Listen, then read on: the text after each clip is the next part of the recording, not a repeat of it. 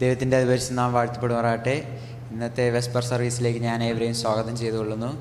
ഗാന ശുശ്രൂഷയുടെ ആരംഭമായി പാട്ടുപുസ്തകത്തിലെ 512 പാട്ട് പാടാം. 5-1-2.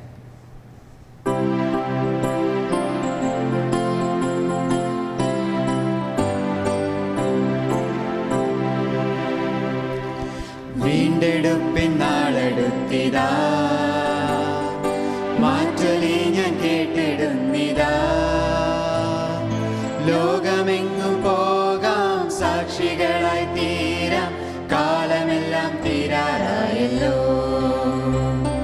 ലോകമെങ്ങും പോകാം, സാക്ഷികളായി തീരാം, കാലമെല്ലാം തീരാറായല്ലോ. വേഗം നാം പോയിടാം, വേഗം നാം പോയിടാം, കാലമെല്ലാം തീരാറായല്ലോ. ശത്രു നിന്റെ മുൻപിലുള്ളതാ, തെല്ലുമേ ഭയന്നിടേണ്ട നീ. ഏന്തുക സർവായുധം, കോട്ട കാത്തുകൊള്ളുക, ക്രിസ്തു തന്നെ സേനാനായകൻ. ഏന്തുക സർവായുധം, കോട്ട കാത്തുകൊള്ളുക, ക്രിസ്തു തന്നെ സേനാനായകൻ. വേഗം നാം പോയിടാം, വേഗം നാം പോയിടാം, കാലമെല്ലാം തീരാറായല്ലോ. ദേശത്തിന്റെ കാവൽ ചെയ്തിടും കാവൽക്കാര രാത്രി എന്തായി? ദൂരെ നിന്നു കേൾക്കും നാദമൊന്നു കാതിൽ, കാവൽക്കാര രാത്രി എന്തായി? ദൂരെ നിന്നു കേൾക്കും നാദമൊന്നു കാതിൽ, കാവൽക്കാര രാത്രി എന്തായി? വേഗം നാം പോയിടാം, വേഗം നാം പോയിടാം, കാലമെല്ലാം തീരാറായല്ലോ. വന്നിടും പ്രഭാതമൊന്നതിൽ, അന്നു വന്നുദിക്കും സൂര്യനായി. അന്നു തന്റെ വിശുദ്ധ നിത്യതയിലെന്നും നിത്യകാലം വാഴാം മോദമായി. അന്നു തന്റെ വിശുദ്ധ നിത്യതയിലെന്നും നിത്യകാലം വാഴാം മോദമായി. വേഗം നാം പോയിടാം, വേഗം നാം പോയിടാം, കാലമെല്ലാം തീരാറായല്ലോ. പോർക്കളത്തിൽ നിൽക്കും വീരരെ, നല്ല യുദ്ധസേവ ചെയ്തിടാം. കാഹളം മുഴക്കി കാലടികൾ വെച്ചും ശത്രുവെ തുരത്തി മുന്നേറാം. കാഹളം മുഴക്കി കാലടികൾ വെച്ചും ശത്രുവെ തുരത്തി മുന്നേറാം. വേഗം നാം പോയിടാം, വേഗം നാം പോയിടാം, കാലമെല്ലാം തീരാറായല്ലോ.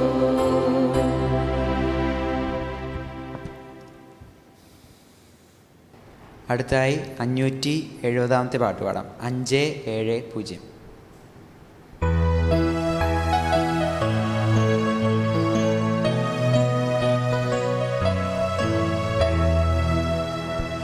വിശ്വാസനാട് നോക്കി വേഗമോടിടാം, വേഗമോടിടാം, നാം വേഗമോടിടാം. വിശ്വാസനാട് നോക്കി വേഗമോടിടാം, വേഗമോടിടാം, നാം വേഗമോടിടാം.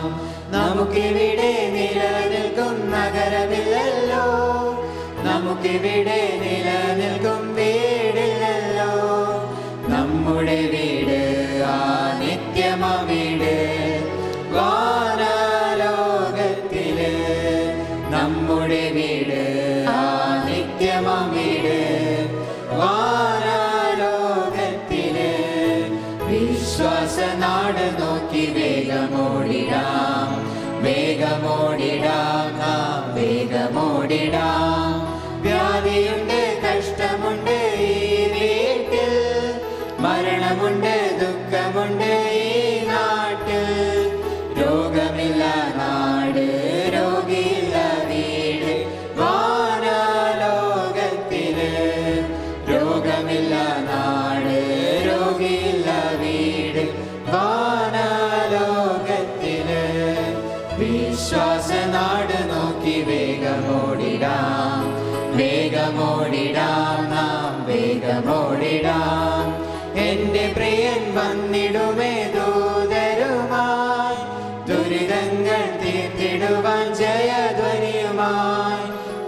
വന്നിടുമേ വേഗം എൻ്റെ ആത്മസ്നേഹിതൻ വാനലോകത്തില്. വന്നിടുമേ വേഗം എൻ്റെ ആത്മസ്നേഹിതൻ വാനലോകത്തില്. വിശ്വാസനാട് നോക്കി വേഗമോടിടാം, വേഗമോടിടാം, വേഗമോടിടാം. കർത്താവിൽ പ്രിയ വിശ്വാസികളെ, ഈ വിശുദ്ധ ശബദിൻ്റെ ആരംഭവേളയിൽ ദൈവസന്നിധിയിൽ ആയിരിക്കാനും ദൈവത്തെ ആരാധിപ്പാനും സ്തുതിപ്പാനും ഒരവസരം കൂടി നൽകിത്തന്ന അത്യുന്നതനായ ദൈവത്തെ നമുക്ക് സ്തുതിക്കാം. കഴിഞ്ഞ ശബദിൻ്റെ ആരംഭം മുതൽ ഈ ശബദിൻ്റെ ആരംഭം വരെ നമ്മെ പരമകാരുണികനായ ദൈവം അത്ഭുതകരമായി കാത്ത് പരിപാലിച്ച് നമുക്ക് വേണ്ടതായ എല്ലാ നന്മകളും എല്ലാ നല്ല ദാനങ്ങളും നൽകി സന്തോഷത്തോടെയും സമാധാനത്തോടെയും പൂർണ്ണമായ ആരോഗ്യത്തോടുകൂടെയും നിലനിർത്തിയ ആ വലിയ കൃപയെ നമുക്ക് ഓർത്ത് പ്രാർത്ഥിക്കാം. ഈ മാധ്യമത്തിലൂടെ വിശുദ്ധ ശബദിൻ്റെ ആരംഭവേളയിലെ ശുശ്രൂഷയിൽ പങ്കെടുക്കുന്ന നിങ്ങളെ ഓരോരുത്തരെയും വീണ്ടും വരുന്നവനായ കർത്താവായ യേശു ക്രിസ്തുവിൻ്റെ വിലയേറിയ നാമത്തിൽ ഞാൻ ഹാർദവമായി സ്വാഗതം ചെയ്തുകൊള്ളുന്നു.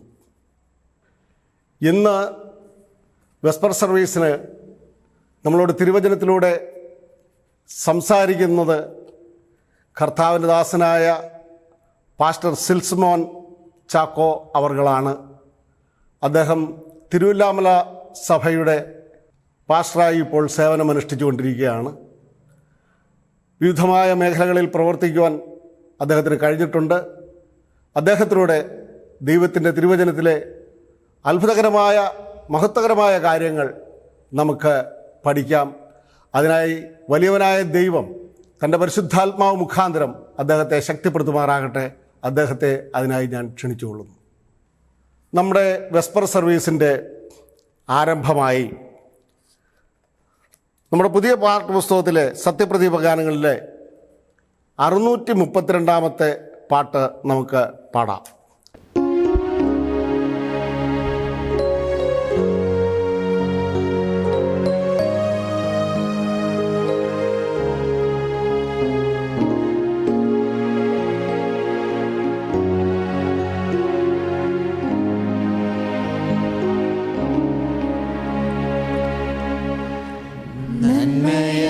നന്മയല്ലാതൊന്നും ചെയ്തിടാത്തവൻ, തിന്മയാകെ മായ്ക്കുന്നവൻ, പാപമെല്ലാം ക്ഷമിക്കുന്നവൻ, പുതുജീവൻ എന്നിൽ പകരുന്നവൻ, പാപമെല്ലാം ക്ഷമിക്കുന്നവൻ, പുതുജീവൻ എന്നിൽ പകരുന്നവൻ. യേശു യേശു അവനാരിലും വലിയവൻ. യേശു യേശു അവനാരിലും മതിയായവൻ. ദൈവത്തെ സ്നേഹിക്കുമ്പോൾ സർവം നന്മയ്ക്കായി ഭവിച്ചിടുന്നു. തിരുസ്വരമനുസരിച്ചാൽ നമുക്കൊരുക്കിടും അവനധികം. കൃപയരുളിടുമേ ബലമണിക്കുമേ, കൃപയരുളിടുമേ ബലമണിക്കുമേ, മാറാമധുരമായി മാറ്റിടുമേ, മാറാമധുരമായി മാറ്റിടുമേ. യേശു യേശു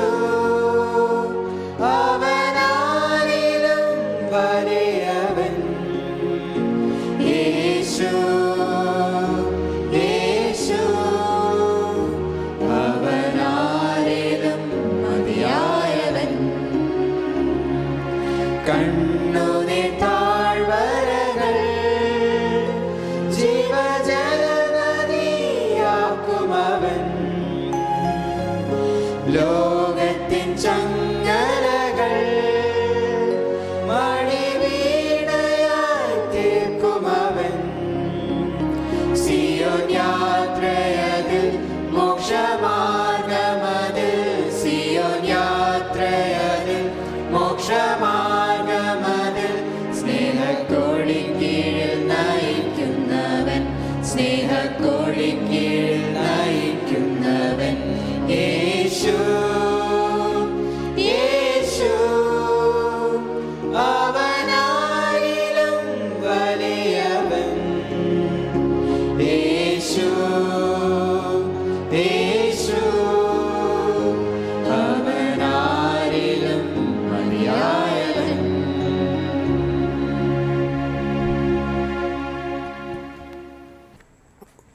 തിരുവചന വായനയ്ക്കായി തിരഞ്ഞെടുത്തിരിക്കുന്നത് യെശയ്യാ പ്രവാചകൻ്റെ പുസ്തകം 4-ാം അധ്യായം 1 മുതൽ 5 വരെയുള്ളതായ തിരുവചനങ്ങൾ. യെശയ്യാ പ്രവാചകൻ്റെ പുസ്തകം 4-ാം അധ്യായം 1 മുതൽ 5 വരെയുള്ള തിരുവചനങ്ങളെ കേൾപ്പിൻ. അന്ന് 7 സ്ത്രീകൾ ഒരു പുരുഷനെ പിടിച്ച്, ഞങ്ങൾ സ്വന്തം വക കൊണ്ട് അഹോവൃത്തി കഴിക്കുകയും സ്വന്തം വസ്ത്രം ധരിക്കുകയും ചെയ്തു കൊള്ളാം, നിന്റെ പേര് മാത്രം ഞങ്ങൾക്കിരിക്കട്ടെ, ഞങ്ങളുടെ നിന്ന നീക്കിക്കളയണമേ എന്ന് പറയും. അന്നാളിൽ യഹോവയുടെ മുള ഭംഗിയും മഹത്വവുമുള്ളതും ഭൂമിയുടെ ഫലം ഇസ്രായേലിലെ രക്ഷിതഗണത്തിന് മഹിമയും അഴകുമുള്ളതും ആയിരിക്കും. കർത്താവ് ന്യായവിധിയുടെ കാറ്റുകൊണ്ടും ദഹനത്തിൻ്റെ കാറ്റുകൊണ്ടും സിയോൻ പുത്രിമാരുടെ മലിനത കഴുകിക്കളകയും യെരുശലേമിൻ്റെ രക്തപാതകം അതിൻ്റെ നടുവിൽ നിന്ന് നീക്കി വെടിപ്പാക്കുകയും ചെയ്ത ശേഷം സിയോനിൽ മിഞ്ചിയിരിക്കുന്നവനും യെരുശലേമിൽ ശേഷിച്ചിരിക്കുന്നവനും ഇങ്ങനെ യെരുശലേമിൽ ജീവനുള്ളവരുടെ കൂട്ടത്തിൽ പേരെഴുതിയിരിക്കുന്ന ഏവനും തന്നെ വിശുദ്ധനെന്ന് വിളിക്കപ്പെടും. യഹോവ സിയോൻ പർവ്വതത്തിലെ സകല വാസസ്ഥലത്തിന്മേലും അതിലെ സഭായോഗങ്ങളിന്മേലും പകലിന് ഒരു മേഘവും പുകയും രാത്രിക്ക് അഗ്നിജ്വാലയുടെ പ്രകാശവും സൃഷ്ടിക്കും. സകല തേജസ്സിനും മീതെ ഒരു വിധാനം ഉണ്ടായിരിക്കും. നമുക്ക് പ്രാർത്ഥിക്കാം. കരുണാസമ്പന്നനായ ഞങ്ങളുടെ വാഴ്ത്തപ്പെട്ട സ്വർഗീയ പിതാവേ, ഈ ശബദിൻ്റെ ആരംഭവേളയിൽ കർത്താവേ, നിൻ്റെ വചനം കേൾക്കുന്നതിനും നിന്നെ ആരാധിപ്പാനും തക്കവണ്ണം ഞങ്ങളെ ഒരുക്കിയ കൃപയ്ക്കായി സ്തോത്രം ചെയ്യുന്നു.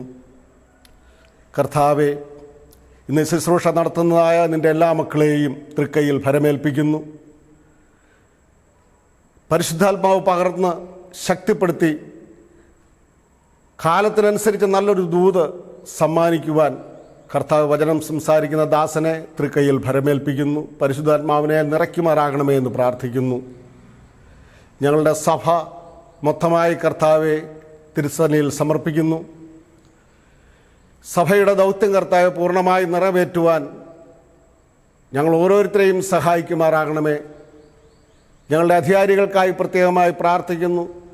വിവിധങ്ങളായ സ്ഥാനമാനങ്ങൾ അലങ്കരിക്കുന്നതായ ദൈവപുരുഷന്മാരെ കർത്താവെ പ്രത്യേകമായി തിരുസന്നിധിയിൽ സമർപ്പിക്കുന്നു. ഉത്തരവാദിത്വത്തോടുകൂടി കർത്താവെ ശ്രേഷ്ഠമായ സേവനം അവിടത്തേക്ക് ചെയ്യുവാൻ തക്കവണ്ണവരെ സജ്ജമാക്കുമാറാകണമേ എന്ന് പ്രാർത്ഥിക്കുന്നു. ഞങ്ങളുടെ സ്ഥാപനങ്ങളെ ഓരോന്നിനെയും ഓർത്ത് പ്രാർത്ഥിക്കുന്നു. എല്ലാ സ്ഥാപനങ്ങളും കർത്താവെ അഭിവൃദ്ധിയിലേക്ക് കടന്നു വരുവാനോട് സഹായിക്കണമേ. ശേഷിപ്പ് സഭയായി കർത്താവെ നീ കണ്ടിരിക്കുന്ന ഈ സഭയിൽ അന്ത്യനാളിൽ കർത്താവെ അനേകരും കടന്നു വന്ന് രക്ഷ പ്രാപിക്കുന്ന ഒരു അനുഭവം അവിടുന്ന് ഉണ്ടാകുമാറാകണമേ എന്ന് പ്രാർത്ഥിക്കുന്നു. അതിനായി കർത്താവെ നിൻ്റെ പരിശുദ്ധാത്മാവ് ഓരോ സഭയുടെയും പരിസരത്ത് കർത്താവ് പ്രവർത്തിക്കുമാറാകണമേ. ജനഹൃദയങ്ങളിൽ കർത്താവെ സുവിശേഷം എത്തിക്കുവാൻ അദൃശ്യനായി കർത്താവ് നിൻ്റെ ആത്മാവ് പ്രവർത്തിക്കുമാറാകണമേ എന്ന് പ്രാർത്ഥിക്കുന്നു. സഭയിലുള്ള എല്ലാ വിശ്വാസികളെയും തിരുസന്നിധിയിൽ സമർപ്പിക്കുന്നു. കർത്താവെ, രോഗികളായി വിശേഷാൽ കർത്താവെ കോവിഡ് രോഗികളായി അങ്ങിങ്ങായി ചിലരുണ്ട് എന്നടിയങ്ങൾ അറിയുന്നു. കർത്താവെ, ഈ സമയത്ത് അവിടുന്ന് കർത്താവെ ഇസ്രായേൽ മക്കൾ പിച്ചളസർപ്പത്തെ കണ്ട് രക്ഷപ്പെട്ടതുപോലെ കർത്താവെ നിങ്കിലേക്ക് നോക്കി കർത്താവെ ഈ സമയത്ത് സൗഖ്യം പ്രാപിച്ചവരായി തീരുവാനോട് സഹായിക്കുമാറാകണം. കർത്താവെ, നീ നിൻ്റെ ജനത്തെ സന്ദർശിക്കുമാറാകണമേ. പഴയ ഇസ്രായേൽ കർത്താവ് അനേക തെറ്റുകൾ ചെയ്തെങ്കിലും അവിടുന്ന് ക്ഷമിച്ചു. അവിടുന്ന് അനുതാപമുള്ള ദൈവമായിരിക്കാൻ സ്തോത്രം ചെയ്യുന്നു. കാലത്തിൻ്റെ അനുസരിച്ച് ഞങ്ങളിലും കർത്താവെ അനേക പാപങ്ങളും ദുഷ്ടതകളും കർത്താവ് കുറവശങ്ങളുമുണ്ട്. കർത്താവ് ക്ഷമിക്കുമാറാകണമേ, അനുതപിക്കുമാറാകണമേ എന്ന് പ്രാർത്ഥിക്കുന്നു. കർത്താവെ, വിവിധ മേഖലകളിൽ പ്രവർത്തിക്കുന്ന ആരോഗ്യ പ്രവർത്തകരെയും അതുപോലെ കർത്താവെ ആധികാരികമായ രംഗങ്ങളിൽ പ്രവർത്തിക്കുന്നവരെയും ഭരണ നേതൃത്വം കൈയാളുന്നവരെയും കർത്താവെ തിരുസനയിൽ സമർപ്പിക്കുന്നു. എല്ലാം രാജ്യത്തിൻ്റെ നന്മയ്ക്കും വിശ്വാസികളുടെ കർത്താവെ ഒത്തുവരവിനും മുഖാന്തരമായി തീരണമേ എന്ന് പ്രാർത്ഥിക്കുന്നു. കർത്താവെ, പീഡനത്തിൻ്റെ അനുഭവത്തിലൂടെ പഴയകാലത്ത് കടന്നുപോയെങ്കിലും കർത്താവെ പുതിയ ഇസ്രായേലും കർത്താവെ വെല്ലുവിളികളെ നേരിട്ടുകൊണ്ടിരിക്കുകയാകുന്നു. കർത്താവ് ശക്തിപ്പെടുത്തുമാറാകണമേ, ശക്തി പകർന്നു തരുമാറാകണം. നിൻ്റെ വചനം കർത്താവെ സത്യത്തോടെ പ്രസ്താവിക്കാനും സഹായിക്കണം. വിരുദ്ധമായി നിൽക്കുന്ന എല്ലാ ഘടകങ്ങളെയും കർത്താവ് കാണുമാറാകണമേ എന്ന് പ്രാർത്ഥിക്കുന്നു. അവരും മനം തിരിഞ്ഞ് കർത്താവെ സഭയോട് ചേർന്ന് വരുവാനും വചനം ഉൾക്കൊള്ളുന്നവരുമായി തീരുവാൻ അവിടുന്ന് സഹായിക്കണമേ. സഭയെ പീഡിപ്പിച്ചവരായ പൗലോസിനെ അവിടുത്തെ സ്വന്തം ഭൃത്യനായി തിരഞ്ഞെടുത്ത സ്വർഗീയ പിതാവേ, അതുപോലെ ദ്രോഹിക്കുന്നവരെയും കർത്താവ് സ്വന്തമാക്കുവാൻ, കർത്താവ് സ്വന്തം പാത്രമാക്കി തീർക്കുവാൻ അവിടുന്ന് ഇഷ്ടം തോന്നിയതുപോലെ കർത്താവ് ബിരുദന്മാരെയും അവിടുന്ന് അനുഗ്രഹിക്കുമാറാകണമേ എന്ന് പ്രാർത്ഥിക്കുന്നു. കർത്താവ് ഈ ശുശ്രൂഷ ആദ്യാവസാനം വരെ കൂടെ ഇരിക്കുമാറാകണം. പ്രാർത്ഥിക്കാൻ കടപ്പെട്ടിരിക്കുന്ന ഓരോ വിഷയങ്ങളെയും ഓർത്ത് പ്രാർത്ഥിക്കുന്നു. ഞങ്ങളെ ഒരിക്കൽ കൂടി താഴ്ത്തി തിരുസനയിൽ സമർപ്പിക്കുന്നു. മാനവ മഹത്വം എടുക്കുമാറാകണം. യേശു ക്രിസ്തുവിൻ്റെ വിലയേറിയ നാമത്തിൽ ഞങ്ങൾ പ്രാർത്ഥിക്കുന്നു. ദയ തോന്നി കേൾക്കുമാറാകണമേ. ആമേൻ.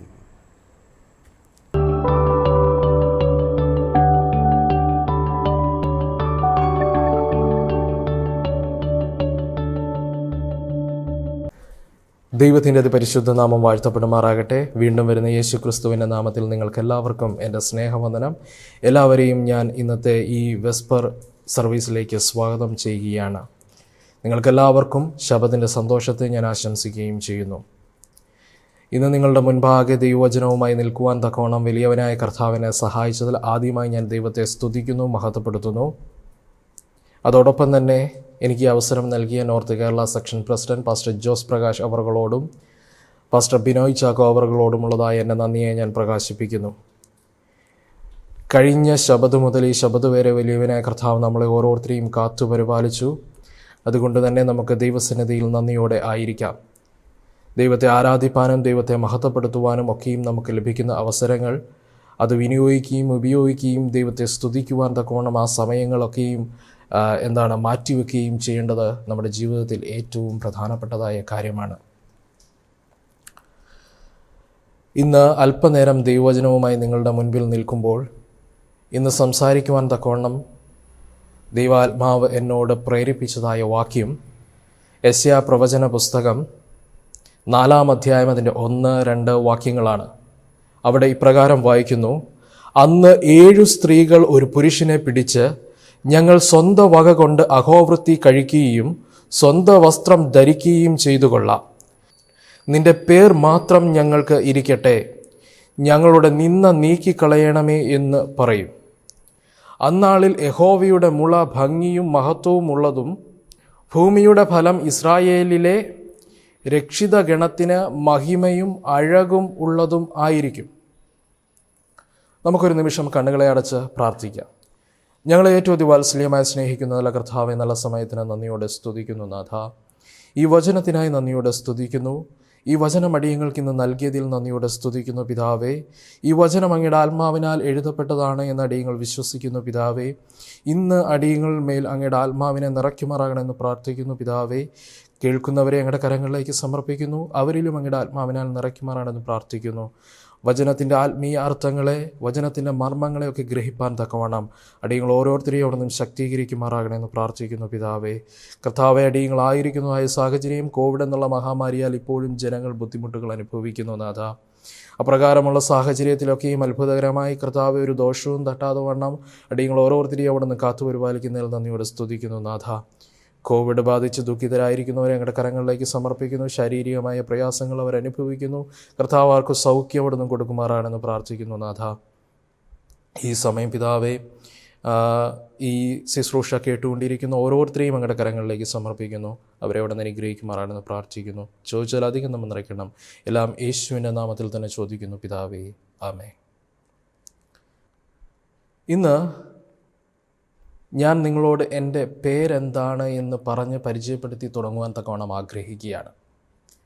എൻ്റെ പേര് സിൽസ്മോൻ ചാക്കോ എന്നാണ്. ഇപ്പോൾ തന്നെ ഈ പേര് കേട്ടുകൊണ്ടിരിക്കുന്ന നിങ്ങൾക്ക് എന്നോ അല്ലെങ്കിൽ എന്തോ എന്നോ ഒന്നും കൂടി കേൾക്കണമെന്നുള്ള ആകാംക്ഷയോടെ ചോദിക്കണമെന്ന് തോന്നിയിട്ടുണ്ടാവാം. ഞാൻ എൻ്റെ ജീവിതത്തിൽ അഭിമുഖീകരിച്ച ഒരു വലിയ പ്രശ്നം ഇതാണ്. എന്നോട് ആരെങ്കിലും പേരെന്താണ് എന്ന് ചോദിച്ചാൽ ഞാൻ എൻ്റെ പേര് ഒന്നെങ്കിൽ സിൽസ്മോൻ എന്ന് പറയും, അല്ലെങ്കിൽ സിൽസ് എന്ന് പറയും, അല്ലെങ്കിൽ സിൽസ്മോൻ ചാക്കോ എന്ന് എൻ്റെ മുഴുവൻ പേരും പറയും. പക്ഷേ ഈ സാഹചര്യത്തിലൊക്കെയും ഈ കേൾക്കുന്ന വ്യക്തികൾ അല്ലെങ്കിൽ എന്നോട് പേരെന്താണ് എന്ന് ചോദിച്ച വ്യക്തികൾ ഒരിക്കൽ കൂടി എന്ത് എന്ന് ചോദിക്കുന്ന സാഹചര്യം എൻ്റെ ജീവിതത്തിൽ അനേകമുണ്ടായിട്ടുണ്ട്. അതായത് സിൽസ്മോൻ എന്ന പേര് ഞാൻ പറയുമ്പോൾ അവർക്ക് മനസ്സിലാകാതെ വരികയോ അല്ലെങ്കിൽ ആ പേര് അവർ ആദ്യമായി കേൾക്കുന്നത് കൊണ്ടായിരിക്കണം വളരെ ആകാംക്ഷയോടെ ചോദിക്കുന്നു എന്ത് എന്ന് ചോദിക്കുന്നു. അപ്പോൾ ഞാൻ വീണ്ടും പറയും സിൽസ്മോൻ എന്ന് പറയും. ചിലപ്പോൾ അവർക്ക് രണ്ടാമത് പറഞ്ഞാലും മനസ്സിലാകാനായിട്ട് പ്രയാസമുണ്ടാകും. അതുകൊണ്ട് ഒന്നും കൂടി ചോദിക്കും എന്ത് എന്ന് ചോദിക്കുമ്പോൾ ഞാൻ കുറച്ചുകൂടി ഉച്ചത്തിൽ സ്ഫുടമായി സിൽസ്മോൻ എന്ന് പറഞ്ഞു കൊടുക്കാറുണ്ട്.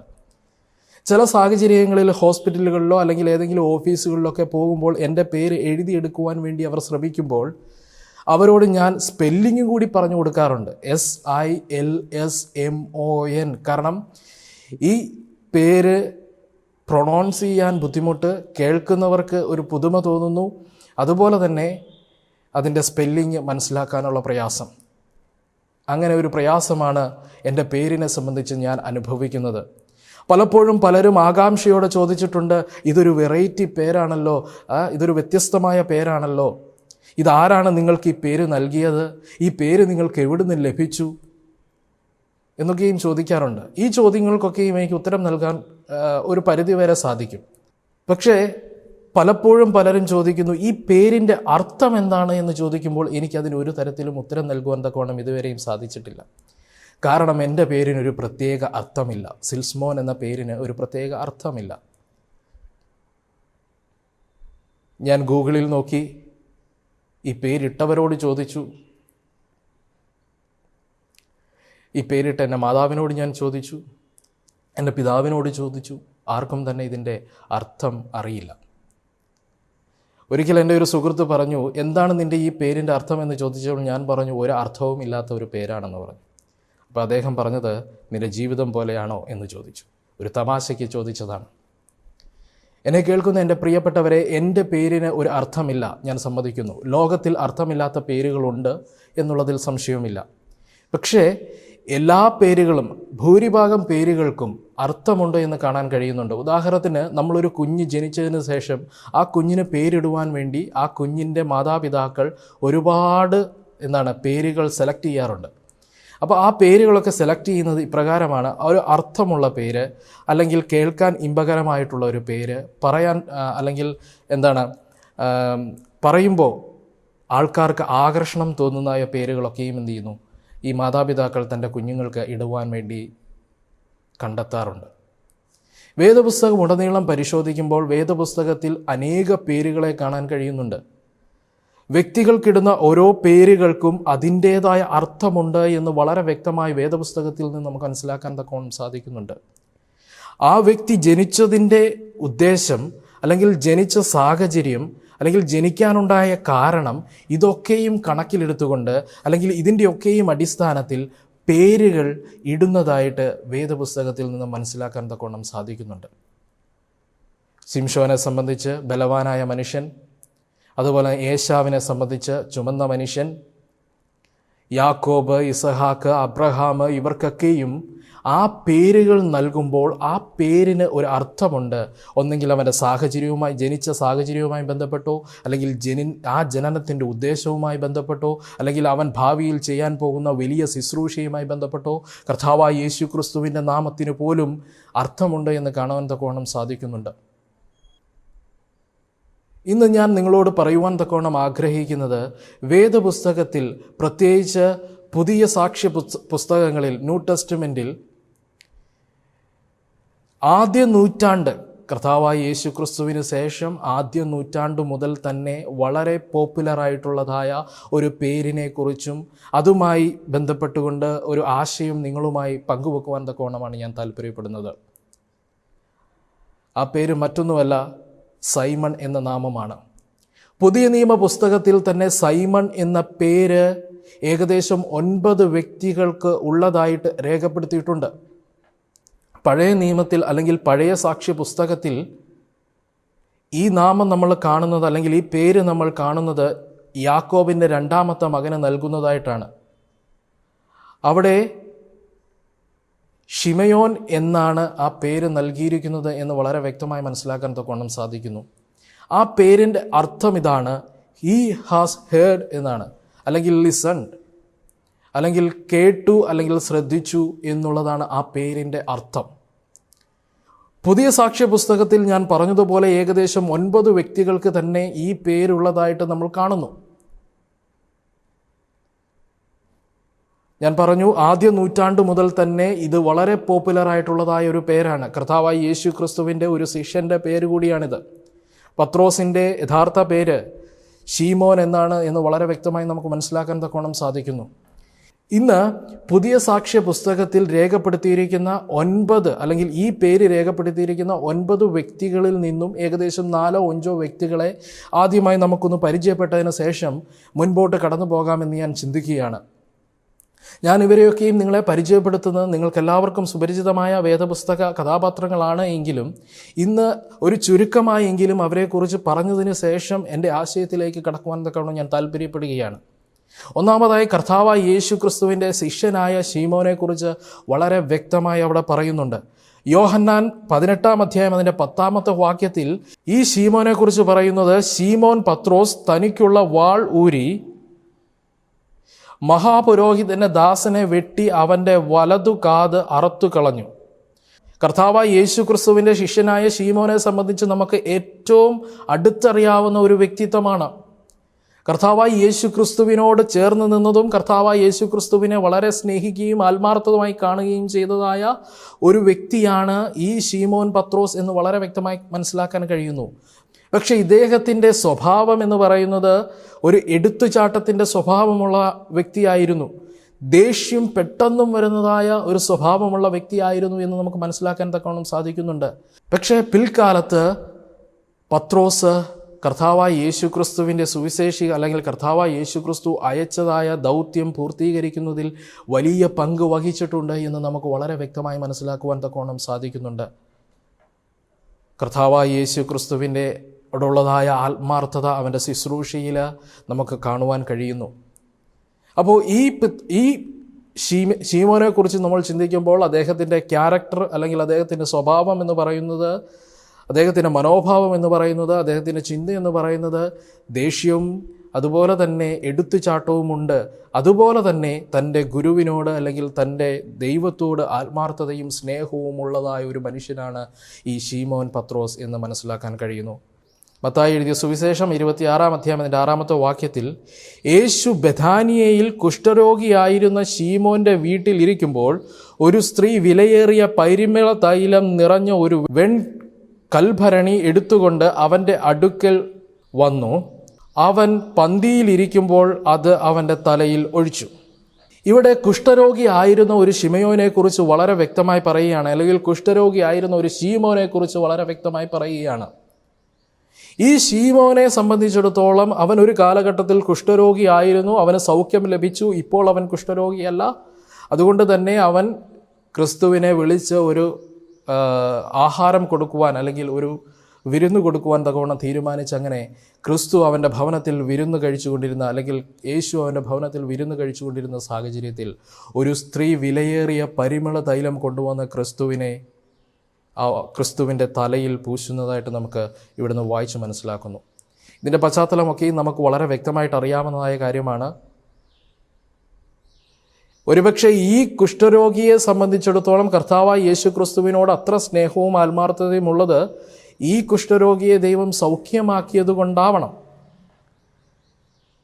ഈ മനുഷ്യൻ ചെയ്തത് ക്രിസ്തുവിന് നന്ദി കാണിക്കുവാൻ വേണ്ടി ആഹാരം കൊടുത്തു എന്നുള്ളതാണ്. പക്ഷേ ദൈവത്തെ ആദരിച്ചത്, സ്നേഹത്തോടെ ദൈവസന്നിധിയിൽ വന്ന് ദൈവത്തിൻ്റെ കാലിൽ ചുംബിച്ച് ദൈവത്തെ വിലയേറിയ പരിമള തൈലം ക്രിസ്തുവിൻ്റെ തലയിൽ പൂശിയത് മറ്റൊരു സ്ത്രീയാണ് എന്ന് കാണാൻ കഴിയുന്നുണ്ട്. ദൈവത്തിൽ നിന്നാണ് ഈ മനുഷ്യൻ തൻ്റെ കുഷ്ഠരോഗത്തിൽ നിന്നും സൗഖ്യം പ്രാപിച്ചതെങ്കിൽ, ഈ ശീമോൻ പ്രാപിച്ചതെങ്കിൽ, ഈ സ്ത്രീ ചെയ്തതൊക്കെയും ചെയ്യേണ്ട വലിയ ഉത്തരവാദിത്വവും ദൗത്യവും ഈ ശീമോൻ ഉണ്ടായിരുന്നു എന്ന് മനസ്സിലാക്കുന്നു. പക്ഷേ വെറും ഒരു വിരുന്ന് കൊടുത്തുകൊണ്ട് അതിൽ അവൻ ഒതുക്കുകയാണ് എന്ന് നമുക്ക് ഈ ഭാഗത്ത് നിന്ന് ചിന്തിക്കാൻ കഴിയും. പക്ഷേ ആ സ്ത്രീ അങ്ങനെയല്ല. ആ സ്ത്രീ ക്രിസ്തുവിനെ അല്ലെങ്കിൽ യേശുവിനെ മനസ്സിലാക്കി യേശുവിനെ ആദരിക്കുവാൻ തക്കവണ്ണമുള്ളതായ അവസരം ലഭിച്ചപ്പോൾ അത് തക്കത്തിൽ വിനിയോഗിക്കുന്നു. തൻ്റെ നന്ദി പ്രകടനം അപ്രകാരമായിരുന്നു ആ സ്ത്രീയുടെ. സമാനമായ സംഭവം ലൂക്കോസിൻ്റെ സുവിശേഷം 7-ാം അധ്യായം അതിൻ്റെ 44-ാമത്തെ വാക്യത്തിൽ നമുക്ക് കാണുവാൻ തക്കവണ്ണം സാധിക്കുന്നുണ്ട്. അവിടെ ഒരു ശീമോനെ കുറിച്ച് പറയുന്നു. ആ ശീമോൻ പരീശനായ ശീമോനാണ് എന്ന് ആ ഭാഗത്തിൽ നമുക്ക് മനസ്സിലാക്കാൻ തക്കവണ്ണം സാധിക്കുന്നു. ആ ശീമോനെ കുറിച്ച് ഇപ്രകാരമാണ് രേഖപ്പെടുത്തിയിരിക്കുന്നത്. 44-ാമത്തെ വാക്യത്തിൽ സ്ത്രീയുടെ നേരെ തിരിഞ്ഞ് ശീമോനോട് പറഞ്ഞത്, ഈ സ്ത്രീയെ കാണുന്നുവോ? ഞാൻ നിന്റെ വീട്ടിൽ വന്നു, നീ എൻ്റെ കാലിനു വെള്ളം തന്നില്ല. ഇവളോ കണ്ണീർ കൊണ്ട് എൻ്റെ കാൽ നനച്ച് തലമുടി കൊണ്ട് തുടച്ചു. നീ എനിക്ക് ചുംബനം തന്നില്ല. ഇവളോ ഞാൻ അകത്തു വന്നതു മുതൽ ഇടവിടാതെ എൻ്റെ കാൽ ചുംബിച്ചു. നീ എൻ്റെ തലയിൽ തൈലം പൂശിയില്ല. ഇവളോ പരിമള തൈലം കൊണ്ട് എൻ്റെ കാൽ പൂശി. ഇവിടെ നമ്മൾ കാണുന്നതായ ഒരു സത്യമെന്ന് പറഞ്ഞാൽ, അല്ലെങ്കിൽ ഈ വാക്യത്തിൽ നിന്ന് മനസ്സിലാക്കുന്ന ഒരു സത്യമെന്ന് പറഞ്ഞാൽ, ശീമോനോട് ദൈവം പറയുകയാണ്, ഈ സ്ത്രീയെ നോക്കൂ, ഞാൻ നിന്റെ വീട്ടിൽ വന്നു, നീ എനിക്ക് ആഹാരം തന്നു, ശരിയാണ്, നീ തരേണ്ടതായ ആദരവ് അല്ലെങ്കിൽ സ്നേഹപ്രകടനം ചെയ്തില്ല. നേരെ മറിച്ച് ഇത് ചെയ്തത് അവിടെ വന്നതായ ഒരു സ്ത്രീയാണ്. ദൈവത്തിൻ്റെ കാലിൽ കണ്ണുനീർ കൊണ്ട് നനച്ച് തലമുടി കൊണ്ട് തുടച്ച് തലയിൽ തൈലം പൂശി ദൈവത്തെ ചുംബിക്കുന്ന, കാലുകൾ ചുംബിക്കുന്നതായ ഒരു സ്ത്രീയെ കാണുവാൻ തക്കവണ്ണം സാധിക്കുന്നുണ്ട്. ദൈവത്തോട് നന്ദി കാണിക്കുവാൻ തക്കവണ്ണം സാഹചര്യം ഉണ്ടായതായ സാഹചര്യത്തിൽ ഈ സ്ത്രീ അത് വളരെ വ്യക്തമായി, അല്ലെങ്കിൽ ആ സ്ത്രീ അത് കാണിക്കുന്നതായിട്ട് തന്നെ നമുക്ക് ഈ ഭാഗത്ത് നിന്നും വായിച്ച് മനസ്സിലാക്കാൻ കഴിയുന്നു. മത്തായി എഴുതിയ സുവിശേഷം 26-ൽ പറയുന്ന കുഷ്ഠരോഗിയായ ശിമയോൻ അല്ലെങ്കിൽ ശീമോൻ, അതുപോലെ തന്നെ ലൂക്കോസ് 7-ാം അധ്യായത്തിന് 44-ൽ പറയുന്നതായ ഈ ശീമോനും പലരും പറയുന്ന പോലെ ഒന്ന് തന്നെയാണെങ്കിൽ, കുഷ്ഠരോഗിയായി സൗഖ്യം പ്രാപിച്ച ഈ മനുഷ്യൻ തന്നെയാണ് ഈ സ്ത്രീ ചെയ്തതായ കാര്യങ്ങൾ ചെയ്യുവാൻ യോഗ്യനായ മനുഷ്യൻ. പക്ഷേ അവൻ ആ നന്ദി പ്രകടിപ്പിക്കുന്നില്ല എന്ന് വളരെ വ്യക്തമായി കാണുവാൻ തക്കവണ്ണം സാധിക്കുന്നുണ്ട്. മറ്റൊരു ശീമോനെ കുറിച്ച് പറയുന്നു. അത് മത്തായി എഴുതിയ സുവിശേഷം 27-ാം അധ്യായത്തിൻ്റെ 32-ാമത്തെ വാക്യത്തിലാണ്. അവർ പോകുമ്പോൾ ശീമോൻ എന്ന് പേരുള്ള കുറയനക്കാരനെ കണ്ടു, അവൻ്റെ ക്രൂശ് ചുമപ്പാൻ നിർബന്ധിച്ചു. ഈ വാക്യത്തിൻ്റെ പശ്ചാത്തലം നമുക്കെല്ലാവർക്കും അറിയാം. കുറയനക്കാരനായ ശീമോൻ ഒരു കൃഷിപ്പണിക്കാരനാണ്. അദ്ദേഹം വയലിൽ പണി എടുത്തുകൊണ്ടിരിക്കുമ്പോൾ തന്നെ പലരിൽ നിന്നും കർത്താവായ യേശു ക്രിസ്തുവിനെ കുറിച്ച് കേട്ട് കേൾവിയുള്ളതായ ഒരു മനുഷ്യനായിരുന്നു. അങ്ങനെ ഈ കർത്താവായ യേശു ക്രിസ്തുവിനെ കാണണമെന്നുള്ള ആഗ്രഹത്തോടെ, കാരണം അനേക രോഗശാന്തി ശുശ്രൂഷ ചെയ്യുന്നു, അനേകരെ സൗഖ്യമാക്കുന്നു, അനേകരെ പാപത്തിൽ നിന്ന് മോചിപ്പിക്കുന്നു, അനേക അനാഥരെയും വിധവമാരെയും അവരുടെ സങ്കടത്തിൽ ചെന്ന് കാണുന്നു, മരണത്തിൽ നിന്നും മനുഷ്യനെ ഉയർപ്പിക്കുന്നു, തൻ്റെ വചനം കൊണ്ട് മറ്റുള്ളവരെ ആശ്വസിപ്പിക്കുന്നു. കർത്താവായ യേശു ക്രിസ്തുവിൻ്റെ ഈ വലിയ ശുശ്രൂഷയെക്കുറിച്ച് ഈ കുറയനക്കാരനായ ശീമോൻ കേട്ടപ്പോൾ ഈ ക്രിസ്തുവിനെ കാണണമെന്നുള്ള അതിയായ ആഗ്രഹത്തോടെ വളരെ ദൂരത്തു നിന്നും ക്രിസ്തുവിനെ കാണുവാൻ വേണ്ടി ക്രിസ്തു ഇരിക്കുന്ന ദേശത്തിലേക്ക് കടന്നു വരികയാണ്. ഈ ഭാഗത്ത് നമുക്ക് മനസ്സിലാക്കുന്ന ഒരു സത്യമെന്ന് പറയുന്നത്, ആ മനുഷ്യൻ വളരെ പ്രതീക്ഷയോടെ പ്രത്യാശയോടെ ക്രിസ്തുവിനെ കാണുവാൻ വേണ്ടി വന്നപ്പോൾ അവൻ കണ്ട കാഴ്ച വളരെ ദാരുണമായിരുന്നു. ദേഹം മുഴുവനും മുറിവുകളാൽ നിറഞ്ഞ്, ചോര ഒലിച്ച്, തലയിൽ മുൾക്കിരീടം വെച്ച്, ക്ഷീണിതനായി അവശനായി, തന്നേക്കാൾ ഭാരമുള്ളതായ ഒരു കുരിശു ചുമതുകൊണ്ട് നടക്കുവാൻ പോലും കഴിയാതെ ഗോൽഗോത്ത മലയിലേക്ക് പടയാളികൾ ചാട്ടവാറുകൊണ്ട് അടിച്ചടിച്ച് കയറ്റുന്ന ക്രിസ്തുവിനെയാണ് അവൻ കണ്ടത്. അവൻ കേട്ട ക്രിസ്തുവിൻ്റെ ഒരു ചിത്രം വളരെ വ്യത്യസ്തമായിരുന്നു. അവനത് കണ്ടുകൊണ്ട് അവൻ വളരെ വിഷമത്തോടെ നിൽക്കുന്നതായ സാഹചര്യത്തിൽ, അനുകമ്പയോടെ നിൽക്കുന്നതായ സാഹചര്യത്തിൽ, ഒരുപക്ഷെ ഇവൻ്റെ ക്രിസ്തുവിനോടുള്ള അനുകമ്പയുടെ ഭാവം മുഖത്ത് കണ്ടതുകൊണ്ടായിരിക്കണം അവിടെ പടയാളികൾ ക്രിസ്തുവിന് പകരം ക്രൂശി ചുമക്കുവാൻ തക്കോണം അവനെ നിർബന്ധിക്കുന്നത്. നമുക്കറിയാം, ആ ഭാഗത്ത് നിന്ന് വായിക്കുന്നത് ആ കുറയിനക്കാരനായ ശീമോൻ ക്രിസ്തുവിന് വേണ്ടി ക്രൂശ് ചുമക്കുന്നതായിട്ട് നമുക്ക് മനസ്സിലാക്കാൻ തക്കോണം സാധിക്കുന്നുണ്ട്.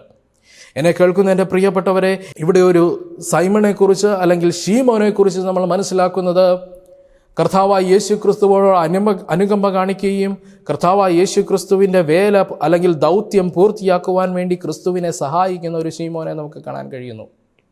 എന്നെ കേൾക്കുന്ന എൻ്റെ പ്രിയപ്പെട്ടവരെ, ഒരു ശീമോനെ കൂടി ഞാൻ നിങ്ങളുടെ മുൻപിൽ പരിചയപ്പെടുത്തുവാൻ ആഗ്രഹിക്കുകയാണ്. അപ്പോസ്തല പ്രവർത്തികൾ 8-ാം അധ്യായം അതിൻ്റെ 18-ാമത്തെ വാക്യത്തിൽ അവിടെ ഇപ്രകാരം രേഖപ്പെടുത്തിയിരിക്കുകയാണ്: അപ്പോസ്തലന്മാർ കൈവച്ചതിനാൽ പരിശുദ്ധാത്മാവ് ലഭിച്ചത് ശീമോൻ കണ്ടാറെ അവർക്കു ദ്രവ്യം കൊണ്ടുവന്ന്, ഞാൻ ഒരുത്തൻ്റെ മേൽ കൈവച്ചാൽ അവന് പരിശുദ്ധാത്മാവ് ലഭിക്കാൻ തക്കവണ്ണം ഈ അധികാരം എനിക്കും തരയണമേ എന്ന് പറഞ്ഞു.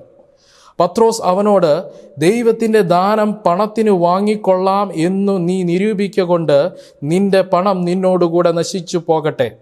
നിന്റെ ഹൃദയം ദൈവസന്നിധിയിൽ നേരുള്ളതല്ലായക കൊണ്ട് ഈ കാര്യത്തിൽ നിനക്ക് പങ്കും ഓഹരിയും ഇല്ല. ഈ ശീമോനെക്കുറിച്ച് നമ്മൾ മനസ്സിലാക്കുന്നത് അപ്പോസ്തല പ്രവർത്തികൾ 8-ാം അധ്യായം വായിക്കുമ്പോഴാണ്. അവിടെ ഇപ്രകാരമാണ് 9-ാമത്തെ വാക്യത്തിൽ പറയുന്നത്: എന്നാൽ ശീമോൻ എന്നു പേരുള്ള ഒരു പുരുഷൻ ആ പട്ടണത്തിൽ ആഭിചാരം ചെയ്തു താൻ മഹാൻ എന്ന് പറഞ്ഞ് ശമരിയ ജാതിയെ ഭ്രമിപ്പിച്ചു പോന്നു. അങ്ങനെ ആ ദേശത്ത് ആഭിചാരം ചെയ്തുകൊണ്ടിരുന്ന ശീമോൻ എന്ന് പറയുന്ന ഈ മനുഷ്യൻ ഈ ആഭിചാരം ചെയ്തുകൊണ്ട് മറ്റുള്ളവരെ ഭയപ്പെടുത്തി തന്നെ ബഹുമാനിക്കുന്ന വിധത്തിലേക്ക് ജനങ്ങളെ ആക്കി മാറ്റി, അല്ലെങ്കിൽ തന്നെ ജനങ്ങൾ പേടിക്കണമെന്നുള്ളതായ തരത്തിലേക്ക് ജനങ്ങളെ കൊണ്ടുവന്നു എന്ന് കാണാൻ കഴിയുന്നുണ്ട്. എന്നെ കേൾക്കുന്ന എൻ്റെ പ്രിയപ്പെട്ടവരെ, ഈ ശീമോൻ ആഭിചാരം ചെയ്തിരുന്ന ഒരു ശീമോനായിരുന്നു. എന്നാൽ ഫിലിപ്പോസ് അവിടെ സുവിശേഷം അറിയിച്ചതായ സാഹചര്യത്തിൽ ഫിലിപ്പോസിൻ്റെ സുവിശേഷം കേട്ട് ക്രിസ്തുവിൽ ആകർഷിതരായി അനേകർ ദൈവസന്നിധിയിലേക്ക് കടന്നു വരുവാനും അനേകർ സ്നാനമേൽക്കുവാനും തുടങ്ങിയതായ സാഹചര്യത്തിൽ അവിടെ നിന്നും രോഗസൗഖ്യവും അവിടെ നിന്നും അവർക്ക് ആശ്വാസവും കണ്ടെത്തുവാൻ തക്കവണ്ണം കഴിഞ്ഞപ്പോൾ ജനങ്ങൾ ഇവൻ്റെ അടുക്കിലേക്ക് അല്ലെങ്കിൽ ഈ ശീമോൻ്റെ അടുക്കിലേക്ക് പോകുന്നത്, ആഭിചാരം ചെയ്യുവാൻ പോകുന്നത് കുറഞ്ഞു വന്നതായ സാഹചര്യത്തിൽ ഈ മനുഷ്യൻ ചെയ്തത് ഇപ്രകാരമാണ്: അവരോടൊപ്പം ഫിലിപ്പോസിൻ്റെ കീഴിൽ അല്ലെങ്കിൽ അവരോടൊപ്പം ഫിലിപ്പോസിൻ്റെ സുവിശേഷം കേട്ട് സ്നാനമേറ്റ് അവരോടൊപ്പം ചേർന്നു എന്ന് കാണാൻ കഴിയുന്നുണ്ട്. അതിനുശേഷം സംഭവിച്ചതായ കാര്യമാണ് 18-ാമത്തെ വാക്യത്തിൽ നമ്മളിപ്പോൾ വായിച്ചത്.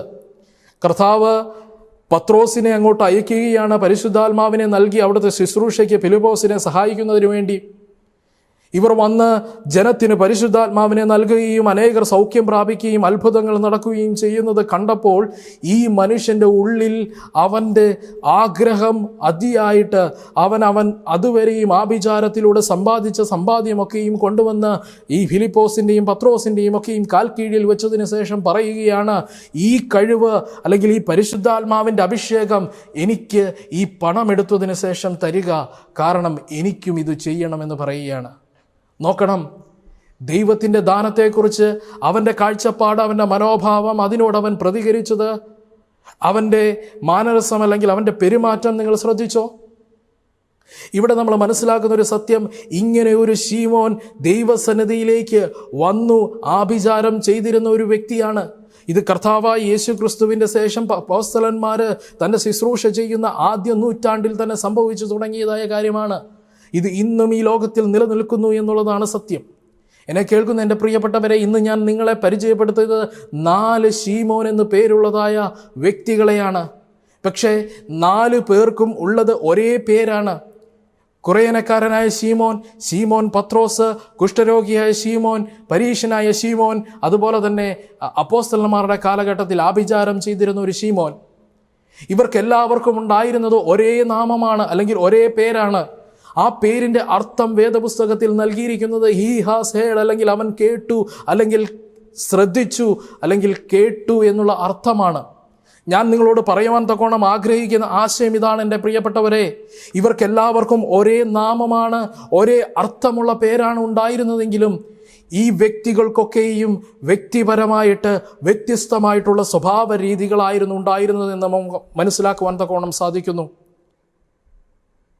പത്രോസ് എടുത്തുചാട്ടക്കാരനും ദേഷ്യവുമുള്ള ഒരു സ്വഭാവക്കാരനായിരുന്നു. അതോടൊപ്പം തന്നെ അവന് സ്നേഹവും ആത്മാർത്ഥതയും ഉണ്ടായിരുന്നു എന്ന് നമുക്ക് മനസ്സിലാക്കാൻ കഴിയുന്നുണ്ട്. കുറേനക്കാരനായ ശീമോനെ കുറിച്ച് ദൈവത്തിനു വേണ്ടി ശുശ്രൂഷയിൽ ദൈവത്തെ സഹായിപ്പാൻ മനസ്സ് കാണിച്ചു എന്ന് കാണാൻ തക്കവണ്ണം സാധിക്കുന്നുണ്ട്. മറ്റ് കുഷ്ഠരോഗി ആയ ശിമയോനെ കുറിച്ച് അവൻ ദൈവത്തോട് നന്ദിയുള്ള, എന്നാൽ ആ നന്ദി പൂർണ്ണതയുള്ള നന്ദി അല്ലായിരുന്നു. അവൻ വെറും ഒരു വിരുന്നിൽ മാത്രം ഒതുക്കുവാൻ ശ്രമിച്ചു. അപ്പോൾ ദൈവം കാണിച്ചു കൊടുത്തു, ഇപ്രകാരമാണ് നീ ദൈവത്തെ സ്നേഹിക്കേണ്ടത്, ഇപ്രകാരമാണ് നീ ദൈവത്തോട് നന്ദി കരയേറ്റേണ്ടത് എന്ന് ആ സ്ത്രീയിലൂടെ കാണിച്ചു കൊടുത്തു.